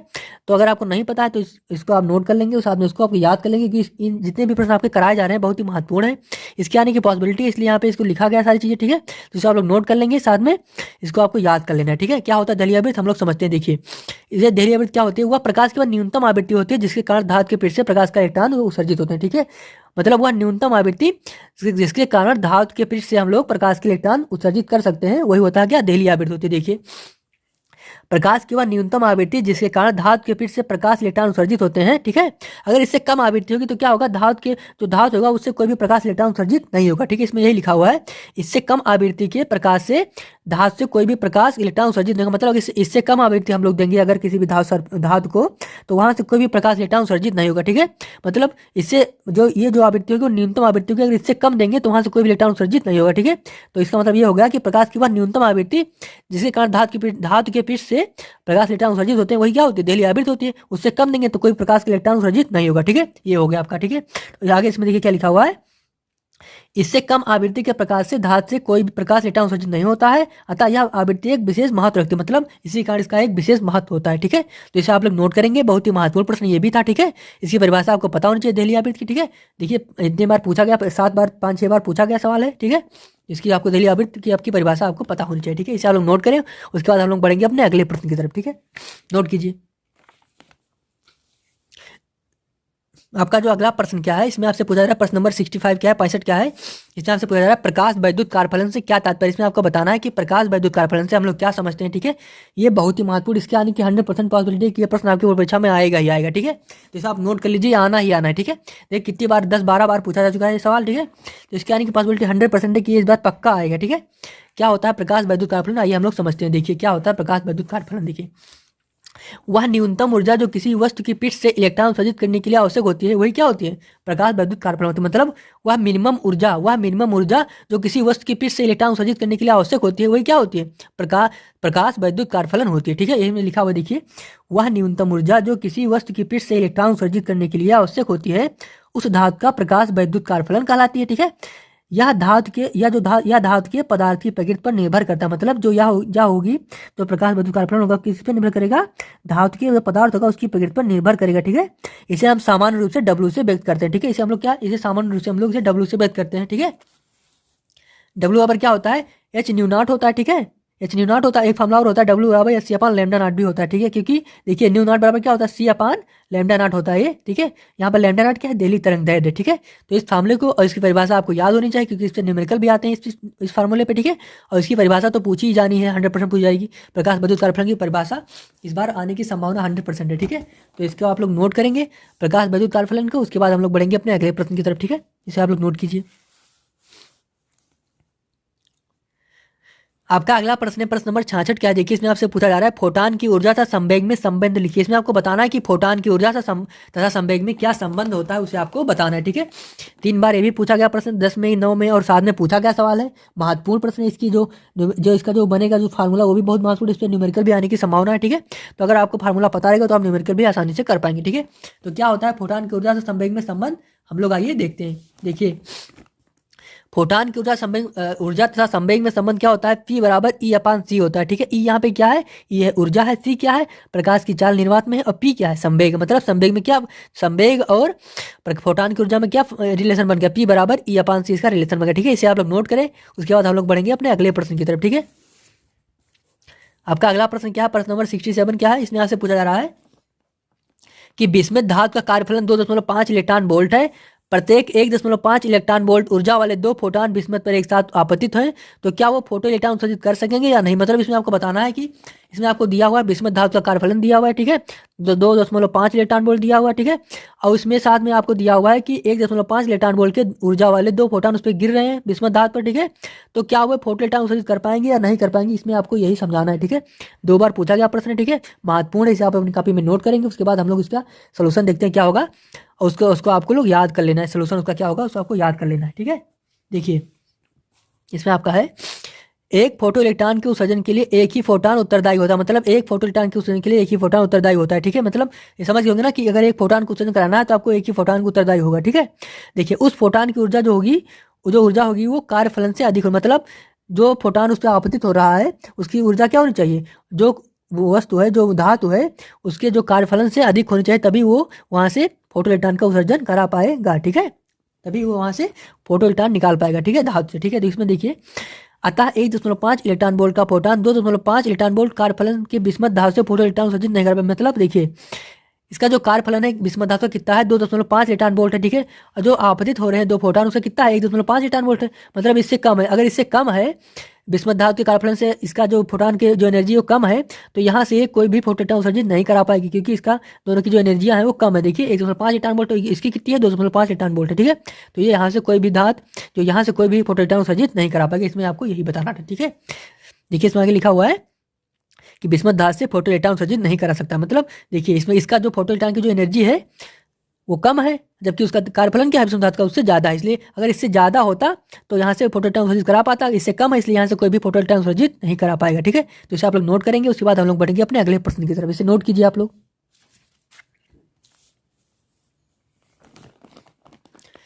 आपका जो अगला प्रश्न है प्रश्न नंबर 68 क्या है, देखिए इसमें आपसे पूछा जा रहा है कि यम द्रव्यमान के कण के एक साथ जुड़ी डी ब्रॉगली तरंगदैर्घ्य लैम्डा का संबंध इसके गतिज ऊर्जा के पदों में लिखिए। इसमें आपको बताना है कि यम द्रव्यमान कण के साथ जुड़ी डी ब्रॉगली तरंगदैर्घ्य जो है लैम्डा, उसका संबंध इसके गतिज ऊर्जा इसके काइनेटिक एनर्जी के पदों में लिखना है आपको, ठीक है। 2016-9 में पूछा गया प्रश्न है, महत्वपूर्ण है। इसका जो फार्मूला बनता है वो बहुत महत्वपूर्ण है, क्योंकि उस पर न्यूमेरिकल भी आते हैं, ठीक है। तो इसका फार्मूला आपको याद हो जाएगा यहाँ से, साथ में इसका रिलेशन आपको याद हो जाएगा, तो इससे आपके 2 प्रश्न हो जाएंगे, ठीक है। आपका अगर न्यूमेरिकल आता है तो आप न्यूमेरिकल भी कर पाएंगे, देखिए। इसमें जो रिलेशन होता है क्या होता है, देखिए गतिमान कण की गतिज ऊर्जा के पद में डी ब्रॉगली तरंगदैर्घ्य क्या होता है, लैम्डा बराबर h/√2m के आपका इसका रिलेशन बनता है, ठीक है। m क्या है, मास है, के क्या है, काइनेटिक एनर्जी है, ये लैम्डा क्या है, तरंगदैर्घ्य है, ठीक है। तो आपका रिलेशन क्या बनता है, लैम्डा बराबर h/√2m के आपका रिलेशन बनता है गतिमान कण की गतिज ऊर्जा और डी ब्रॉगली तरंगदैर्घ्य में आपका ये रिलेशन बनता है, ठीक है। तो इसे आप लोग नोट करेंगे, उसके बाद हम लोग बढ़ेंगे अपने अगले प्रश्न की तरफ। आपका अगला प्रश्न क्या है, देखिए प्रश्न नंबर 69 क्या है, इसमें आपसे पूछा जा रहा है कि परमाणु में इलेक्ट्रॉन की अस्थायी कक्षा किसे कहते हैं तथा उसकी शर्त क्या होती है। इसमें आपको बताना है कि जो परमाणु में इलेक्ट्रॉन की अस्थायी कक्षा किसे हम लोग कहते हैं तथा उसकी शर्त क्या होती है। देखिए 2 बार पूछा गया है, 2015 और 12 में। महत्वपूर्ण है, क्या होता है अस्थायी कक्षा आपको पता होना चाहिए, ठीक है। तो उसी बारे हम लोग जानते हैं, ठीक है। इसे आप लोग नोट करेंगे अपनी कॉपी में, पहले हम लोग समझ लेते हैं, उसके बाद आप लोग नोट कीजिएगा। देखिए क्या होता है, बोर की परिकल्पना के अनुसार इलेक्ट्रॉन कुछ निश्चित त्रिज्याओं की कक्षाओं में घूमते हुए ऊर्जा का उत्सर्जन नहीं करता, मतलब इलेक्ट्रॉन कुछ निश्चित जो त्रिज्याएं होती है उसकी कक्षाओं में जो घूमता है तो ऊर्जा का उत्सर्जन नहीं करता। यही कक्षाएं क्या होती हैं, अस्थायी कक्षाएं कहलाती हैं। मतलब ऐसी कक्षाएं जिनमें जब इलेक्ट्रॉन जो घूम रहा है वहां पे वो कोई भी ऊर्जा का उत्सर्जन नहीं कर रहा है, वही क्या होती हैं, अस्थायी कक्षाएं कहलाती हैं, ठीक है। यही होता है आपका अस्थायी कक्षाएं। देखिए इसमें लिखा, फिर से पढ़ते हैं एक बार। इलेक्ट्रॉन कुछ निश्चित त्रिज्याओं की कक्षाओं में घूमते हुए ऊर्जा का उत्सर्जन नहीं करता है, ये कक्षाएं क्या होती हैं, अस्थायी कक्षाएं कहलाती हैं। इन्हीं के हम लोग क्या कहेंगे, अस्थायी कक्षाएं कहेंगे, ठीक है। इन कक्षाओं में परिक्रमण करते हुए इलेक्ट्रॉन का कोणीय संवेग क्या होता है, h/2π का पूर्ण गुणज होता है। जो इन कक्षाओं में जब परिक्रमण करते हुए इलेक्ट्रॉन का जो कोणीय संवेग होता है वो क्या होता है, वो h/2π का क्या होता है, पूर्ण गुणज होता है। तो क्या हो जाएगा, अर्थात MBR मतलब पूरा संवेग बराबर क्या, MBR बराबर क्या होता है, इसको हम लोग संवेग भी कह सकते हैं। MBR बराबर NH/2π होता है, ठीक है। जहाँ पे n क्या है, 1 2 3 4 हम लोग इसको डिनोट कर सकते हैं, ठीक है। तो आपका फार्मूला क्या बना, MBR बराबर NH/2π इसका फार्मूला बन गया, ठीक है। तो आपका समझ में आ गया होगा क्या होता है अस्थायी कक्षा, ठीक है। तो इसको नोट कीजिए, उसके बाद हम लोग बढ़ेंगे अपने अगले प्रश्न की तरफ। आपका अगला प्रश्न क्या है, प्रश्न नंबर 70। इसमें आपसे पूछा जा रहा है मूल कण तथा प्रतिकण से क्या तात्पर्य है, प्रत्येक का एक एक उदाहरण। इसमें आपको बताना है कि मूल कण किसे कहते हैं तथा प्रतिकण किसे कहते हैं, दोनों का एक एक उदाहरण देना है। देखिए 5-6 बार ये भी प्रश्न पूछा गया, महत्वपूर्ण है, इसे आपको नोट कर लेना है, साथ में याद कर लेना है। आपकी बोर्ड परीक्षा में इसके आने की भी संभावना 100% है, ठीक है। तो इसको मिस बिल्कुल भी नहीं करना है, इसको आपको नोट करना है, इसको पूरा परिभाषा याद करना है, ठीक है। तो देखते हैं हम लोग क्या होता है मूल कण, फिर उसके बाद देखते हैं क्या होता है प्रतिकण। देखिए मूल कण क्या होता है, वह कण जिसका निर्माण किन्हीं अन्य कणों से होता है मूल कण कहलाते हैं, ठीक है। इसमें लिखा है वह कण जिनका निर्माण किसी अन्य कणों से होता है मूल कण कहलाते हैं, जैसे इलेक्ट्रॉन, ठीक है। अब अगर हम लोग बात करें कि प्रतिकण क्या होता है, देखिए यदि 2 कण परस्पर मिलकर एक दूसरे का अस्तित्व समाप्त कर दें तथा केवल ऊर्जा प्राप्त हो तो क्या होगा, ऐसे कणों को हम एक दूसरे का क्या कहेंगे, प्रतिकण कहेंगे, ठीक है। इसमें प्रतिकण का ये मतलब होता है, देखिए यदि 2 कण हैं वो परस्पर मिलकर एक दूसरे का अस्तित्व समाप्त कर दें तथा केवल ऊर्जा उनसे प्राप्त हो तो क्या होगा, ऐसे कण को क्या कहेंगे हम लोग, प्रतिकण कहेंगे, ठीक है। जैसे पॉजिट्रॉन जो होता है वो इलेक्ट्रॉन का प्रतिकण होता है, ठीक है। ये कण एक दूसरे से मिलकर ऊर्जा उत्पन्न करते हैं, मतलब जो पॉजिट्रॉन और इलेक्ट्रॉन होते हैं दोनों एक दूसरे से मिलकर क्या करते हैं, ऊर्जा उत्पन्न करते हैं, ठीक है। यह आपका हो गया मूल कण था प्रतिकण में आपकी परिभाषा, ठीक है। महत्वपूर्ण है, इसे आप लोग नोट करेंगे। आपका जो प्रश्न नंबर 71 क्या है, इसमें आपसे पूछा जा रहा है परमाणु द्रव्यमान मात्रक AMU से क्या तात्पर्य है, इसका किग्रा से क्या संबंध। इसमें आपको बताना है कि AMU से हम लोग क्या समझते हैं तथा इसका kg से क्या संबंध होता है, ठीक है।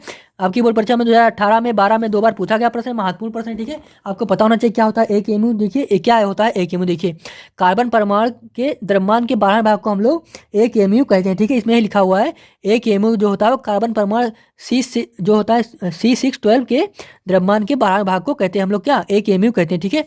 एक AMU में कितना किग्रा होता है, देखिए एक AMU बराबर 1.66 × 10⁻27 kg होता है एक AMU में, ठीक है। ये होगा एक AMU की बात, इसे आप लोग नोट करेंगे। उसके बाद हम लोग बढ़ेंगे अपने अगले प्रश्न की तरफ। आपका अगला प्रश्न क्या है, प्रश्न नंबर 72 है। इसमें आपसे पूछा जा रहा है किसी नाभिक की त्रिज्या r तथा नाभिक के द्रव्यमान संख्या a में संबंध, इसमें आपको बताना है किसी नाभिक की त्रिज्या r तथा नाभिक के द्रव्यमान संख्या a में क्या संबंध होता है। यह आपके परीक्षा 2018 में 9 में पूछा गया सवाल है, ठीक है। इसका जो फार्मूला बनता है उस पर बहुत सारे न्यूमेरिकल बनते हैं, ठीक है। तो यहाँ पे ये इसका रिलेशन तो महत्वपूर्ण है ही, आपका इसका न्यूमेरिकल जो बनता है उस पर भी, उसके दृष्टिकोण से भी ये बहुत ही महत्वपूर्ण होता है, ठीक है। तो आपको इस फार्मूले को याद रख लेना है। क्या होता है इसका रिलेशन, देखिए नाभिक की त्रिज्या r था, नाभिक के द्रव्यमान संख्या a में संबंध क्या होता है, स्मॉल r बराबर कैपिटल R नॉट a की पावर 1/3, इसका रिलेशन होता है। क्या होता है, स्मॉल r बराबर कैपिटल R नॉट a की पावर 1/3 होता है, ठीक है। यहाँ पे जो R नॉट होता है, कैपिटल R नॉट क्या होता है, अनुभाविक नियतांक होता है, ठीक है। और उसकी वैल्यू कितनी होती है, 1.2 × 10⁻⁻15 मीटर उसकी वैल्यू होती है, ठीक है। ये आप लोग नोट करेंगे। और यहाँ पे ए क्या होता है, जो ये होता है वो द्रव्यमान संख्या होती है, ठीक है। तो इसका जो रिलेशन बनता है ये बनता है ये, इसे आप लोग नोट करेंगे अपनी कॉपी में, साथ में इसको आपको याद कर लेना है, ठीक है। उसके बाद हम लोग बढ़ते हैं अपने अगले प्रश्न की तरफ। आपका अगला प्रश्न प्रश्न नंबर 73, क्या इसमें आपसे पूछा जा रहा है, लिथियम नाभिक का प्रतीक 3Li7 है, इसमें कितने न्यूट्रॉन था प्रोटॉन, इसमें आपको बताना है इसमें कितने न्यूट्रॉन होंगे तथा इसमें कितने प्रोटॉन होंगे, ठीक है। ये आपकी परीक्षा 2017 में और 11 में 2 बार पूछा गया प्रश्न है, महत्वपूर्ण प्रश्न है, ठीक है। तो आइए हम लोग देखते हैं क्या होता है कि इसमें कितने न्यूट्रॉन और इसमें कितने प्रोटॉन है। देखिए इसमें है, इसमें इसका जो लिथियम है इसमें कितना, इसका परमाणु क्रमांक कितना दिया है, इसका कितना दिया, 3 दिया है, ठीक है। और इसके द्रव्यमान संख्या कितना दी है, 7 दी है, ठीक है। देखो जो परमाणु क्रमांक होता है उसको हम लोग Z से डिनोट करते हैं और द्रव्यमान संख्या को A से डिनोट करते हैं, ठीक है। तो एक फार्मूला होता है जो द्रव्यमान संख्या बराबर जो होती है, द्रव्यमान संख्या बराबर होता है न्यूट्रॉन प्लस परमाणु क्रमांक, ठीक है। तो यहाँ से हम लोग क्या निकालेंगे, न्यूट्रॉन की संख्या निकाल लेते हैं। देखिए न्यूट्रॉन की संख्या बराबर क्या हो जाएगा, n बराबर, इसको इधर ले जाए क्या हो जाएगा, a - z। ए की वैल्यू ए कितना, ए द्रव्यमान संख्या कितना है, 7 है, ठीक है। और उसका z कितना है, मतलब परमाणु क्रमांक कितना है, 3 है। तो कितना आ जाएगा न्यूट्रॉन, 4 आ जाएगा, कितना न्यूट्रॉन आ जाएगा, ठीक है। अब देखिए इसमें आपका 4 आ गया, क्या इसमें आप न्यूट्रॉन पता हो गया, ठीक है। अब आपको यहाँ पे क्या बताना है, प्रोटॉन की संख्या बतानी, ठीक है। जो प्रोटॉन की संख्या होती है वो परमाणु क्रमांक के बराबर होती है, ठीक है। तो अब देखिए इसमें क्या हो जाएगा, परमाणु क्रमांक इसका कितना है, 3 है, ठीक है। तो न्यूट्रॉन की संख्या कितनी होगी, 4 हो गई, और परमाणु क्रमांक 3 है था, तो उसमें प्रोटॉन की संख्या कितनी होगी, 3 हो जाएगी, ठीक है। तो आपका क्या हो गया, लिथियम नाभिक में प्रोटॉन की संख्या 3 तथा न्यूट्रॉन की संख्या 4 होगी। मतलब आपने यहाँ से निकाल लिया, न्यूट्रॉन की संख्या 4 निकाल ली, तथा जो प्रोटॉन होता है उसकी जो संख्या होती है वो किसके बराबर होती है, परमाणु क्रमांक के बराबर होती है, ठीक है। तो यहाँ से हम लोगों ने परमाणु क्रमांक से हम लोगों ने निकाल लिया क्या, प्रोटॉन की संख्या को निकाल लिया, 3 होगी, ठीक है। तो इसे आप लोग नोट कीजिए। उसके बाद हम लोग बढ़ेंगे अपने अगले प्रश्न की तरफ, इसे आप लोग नोट कीजिए। आपका जो प्रश्न नंबर 74 क्या है, देखिए इसमें आपसे पूछा जा रहा है कि नाभिकीय विखंडन से आप क्या समझते हैं, उसको बताना है कि नाभिकीय विखंडन से हम लोग क्या समझते हैं, ठीक है। यह आपके परीक्षा 2015 में, 9 में और 6 में पूछा गया प्रश्न, महत्वपूर्ण प्रश्न, ठीक है। तो आपको इसको पता होना चाहिए क्या होता है नाभिकीय विखंडन। देखिए क्या होता है नाभिकीय विखंडन, जब किसी भारी नाभिक पर त्रिगामी जो न्यूट्रॉन होते हैं संघर्ष करते हैं, मतलब उनसे टकराते हैं, तो क्या होता है, तो वह नाभिक लगभग 2 या 2 से अधिक छोटे छोटे नाभिकों में टूट जाता है। तो इस प्रक्रिया में जो द्रव्यमान की क्षति होती है वो क्या होती है, वो द्रव्यमान ऊर्जा समीकरण के अनुसार ऊर्जा में कन्वर्ट, मतलब उस ऊर्जा में परिवर्तित हो जाती है।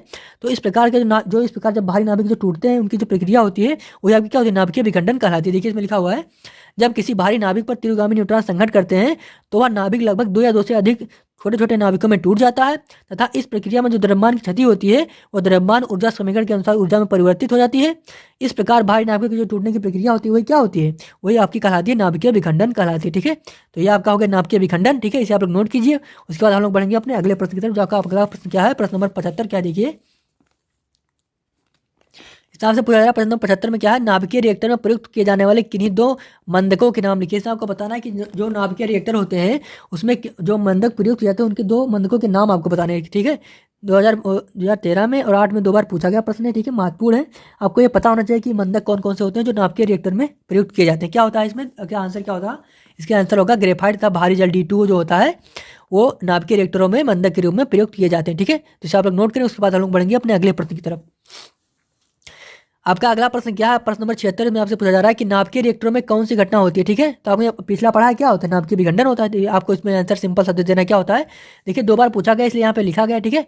इसमें से पूछा रहा है कि नाभिकीय रिएक्टरों में कौन सी घटना होती है, कौन सी घटना होती है, नाभिकीय विखंडन होती है। देखिए नाभिकीय रिएक्टरों में नाभिकीय विखंडन की घटना होती है, ठीक है। आपको नोट करना है, उसके बाद आगे बढ़ना है, ठीक है, नोट कीजिए इसे। उसके बाद आपका अगला प्रश्न क्या, प्रश्न नंबर 78 है आपसे, एक परमाणु द्रव्यमान मात्रक AMU की तुल्य ऊर्जा मेगा इलेक्ट्रॉन वोल्ट में, इसमें आपको बताना है कि AMU की जो तुल्य ऊर्जा होती है उसको आपको किसमें बताना है, उसको आपको मेगा इलेक्ट्रॉन वोल्ट में आपको बताना है, ठीक है। 2013 में 6 में पूछा गया ये भी प्रश्न है, ठीक है, महत्वपूर्ण है। आपको पता होना चाहिए कि 1 AMU में कितने मेगा इलेक्ट्रॉन वोल्ट होते हैं, कितने होते हैं, 1 AMU में 931 मेगा इलेक्ट्रॉन वोल्ट होते हैं, ठीक है। ये आप नोट कीजिए, इसका आंसर भी नोट कीजिए। उसके बाद हम बढ़ेंगे अपने अगले प्रश्न की तरफ। आपका अगला प्रश्न, प्रश्न नंबर 79 क्या है, इसमें आपसे बताना है कि पीएन संधि डायोड में अवक्षय परत से क्या समझते हैं। इसमें आपको बताना है कि जो पीएन संधि डायोड होता है उसमें जो अवक्षय परत होती है उससे हम लोग क्या समझते हैं, ठीक है। यह आपकी परीक्षा 11 में और 3 में पूछा गया प्रश्न, महत्वपूर्ण है, ठीक है। इसकी जो अवक्षय परत होती है पीएन संधि डायोड में वो आपको महत्वपूर्ण है, इसको आपको याद कर लेना है क्या होती है अवक्षय परत, ठीक है। तो हम लोग देखते हैं क्या होता है अवक्षय परत। देखिए, पीएन संधि के दोनों ओर वह परत जिसमें चलनशील आवेश वाहकों की उपस्थिति नहीं होती, मतलब पीएन संधि के दोनों ओर वह परत जिसमें चलनशील जो आवेश वाहक होते हैं उनकी वहां पे कोई भी चलनशील आवेश वाहक उपस्थित नहीं होते हैं, वही जो परत होती है वो क्या कहलाती है, अवक्षय परत कहलाती है। इसमें ये लिखा, देखिए, पीएन संधि के दोनों ओर वह परत जिसमें चलनशील आवेश वाहकों की उपस्थिति नहीं होती रहती है अवक्षय परत कहलाती है, ठीक है। मतलब पीएन संधि के पीएन संधि के दोनों ओर वह परत जिसमें चलनशील आवेश जो वाहक होंगे वो नहीं उपस्थित होंगे, वो क्या कहलाएगी, अवक्षय परत कहलाएगी, ठीक है। इसे नोट कीजिए। उसके बाद हम लोग बढ़ेंगे अपने अगले प्रश्न की तरफ। आपका जो अगला प्रश्न है, प्रश्न नंबर 80 क्या है, देखिए, इसमें आपसे पूछा जा रहा है एन टाइप तथा पी टाइप अर्धचालकों में आवेश वाहक कौन कौन होते हैं। इसमें आपको बताना है कि एन टाइप में तथा पी टाइप अर्धचालकों में आवेश वाहक कौन कौन होते हैं। ये तो बहुत ही महत्वपूर्ण, इसको आपको याद होना चाहिए, ताकि साथ में अगर आपको नहीं आता इसको नोट करेंगे, इसको आपको याद कर लेना, क्योंकि इसके आने की पॉसिबिलिटी 100% है, ठीक है। ये आ सकता है, सवाल ये आने की संभावना है। देखिए क्या होता है, एन टाइप में मुक्त जो इलेक्ट्रॉन होते हैं तथा पी टाइप में जो कोटर होते हैं वही क्या होते हैं, आवेश के वाहक होते हैं, ठीक है। देखिए इसमें लिखा हुआ है एन टाइप में मुक्त इलेक्ट्रॉन तथा पी टाइप अर्धचालक में कोटर आवेश वाहक होते हैं, ठीक है। ये आपको पता होना चाहिए, क्योंकि इसके आने की संभावना बहुविकल्प में भी ये प्रश्न आ सकता है, ठीक है। तो इसे आप लोग नोट करें। उसके बाद हम लोग बढ़ गए अपने अगले प्रश्न की तरफ। आपका अगला प्रश्न क्या है, प्रश्न नंबर 81 क्या है, ठोसों में उपस्थित ऊर्जा बैंडों के नाम लिखिए। इसमें आपको बताना है कि ठोस में जो ऊर्जा बैंड उपस्थित होते हैं उसके नाम क्या क्या है, वो आपको बताना है, ठीक है। 2 बार 2017 में 14 में पूछा गया, ठीक है। तो महत्वपूर्ण है, इसे आप लोग ध्यान में रखेंगे कि उसमें जो ठोस होता है उसमें कौन कौन से ऊर्जा बैंड उपस्थित होते हैं, ठीक है। देखिए क्या क्या कौन कौन से बैंड उपस्थित होते हैं। देखिए, ठोसों में उपस्थित ऊर्जा बैंड क्या होते हैं, बैंड चालन बैंड, इसमें जो चालन बैंड होता है, ठीक है, तथा संयोजी बैंड। इसमें कौन कौन से होते हैं, चालन बैंड तथा संयोजी बैंड, 2 बैंड होते हैं जो ठोसों में उपस्थित होते हैं। कौन कौन से, चालन बैंड तथा संयोजी बैंड क्या होते हैं, ठोसों में उपस्थित ऊर्जा बैंड होते हैं, ठीक है। तो इसे आप लोग नोट करेंगे। उसके बाद हम लोग बढ़ेंगे अपने आखिरी प्रश्न की तरफ। तो आपका आखिरी प्रश्न क्या है, फोटोडायोड। इसमें आपको बताना है कि फोटोडायोड क्या होता है। देखिए 2020 में और 9 में पूछा गया, ठीक है। ये आपकी इस सीरीज का आखिरी प्रश्न होने वाला है, क्योंकि जितने भी प्रश्न आपके बनते हैं अति लघु उत्तरीय में सारे प्रश्न इसमें कर लिए गए हैं, ठीक है। आपके सारे प्रश्न खत्म हो जा रहे हैं, ठीक है। आपका आखिरी प्रश्न क्या है, फोटोडायोड क्या है। इसमें आपको देखते हैं क्या होता है फोटोडायोड। देखिए, फोटोडायोड प्रकाश संवेदी अर्धचालक से बना पीएन संधि डायोड, मतलब जो फोटोडायोड होता है क्या होता है, और प्रकाश संवेदी अर्धचालक से बना पीएन संधि डायोड होता है, ठीक है।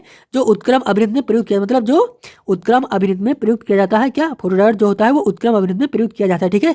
इसका प्रयोग हम लोग प्रकाश संचालित कुंजियों में, कंप्यूटर में, पंच आदि में होता है, ठीक है। इसमें ये लिखा, देखिए, फोटोडायोड प्रकाश संवेदी अर्धचालक से बना पीएन संधि डायोड होता है, ठीक है, जो उत्क्रम अभिनित में प्रयुक्त किया जाता है तथा इसका प्रयोग प्रकाश संचालित कुंजियों में, कंप्यूटर, पंच आदि में होता है। मतलब इसका प्रयोग कहाँ कहाँ होता है, प्रकाश संचालित कुंजियों में, कंप्यूटर में, पंच में आदि में इसका प्रयोग किया जाता है, ठीक है। तो इसी के साथ आपके जितने भी अति लघु उत्तरीय प्रश्न बनते हैं पूरी किताब के फिजिक्स के सारे खत्म हो गए, ठीक है। इसे आप लोग इस वीडियो को आराम से देखिएगा, सारे प्रश्नों को आपको याद कर लेना, नोट करना, क्योंकि जितने भी महत्वपूर्ण बनते हैं पूरी किताब में सारे भी आपके खत्म कर दिए गए हैं, ठीक है। तो धन्यवाद, मिलते हैं अगले वीडियो में, तब तक के लिए जय हिंद।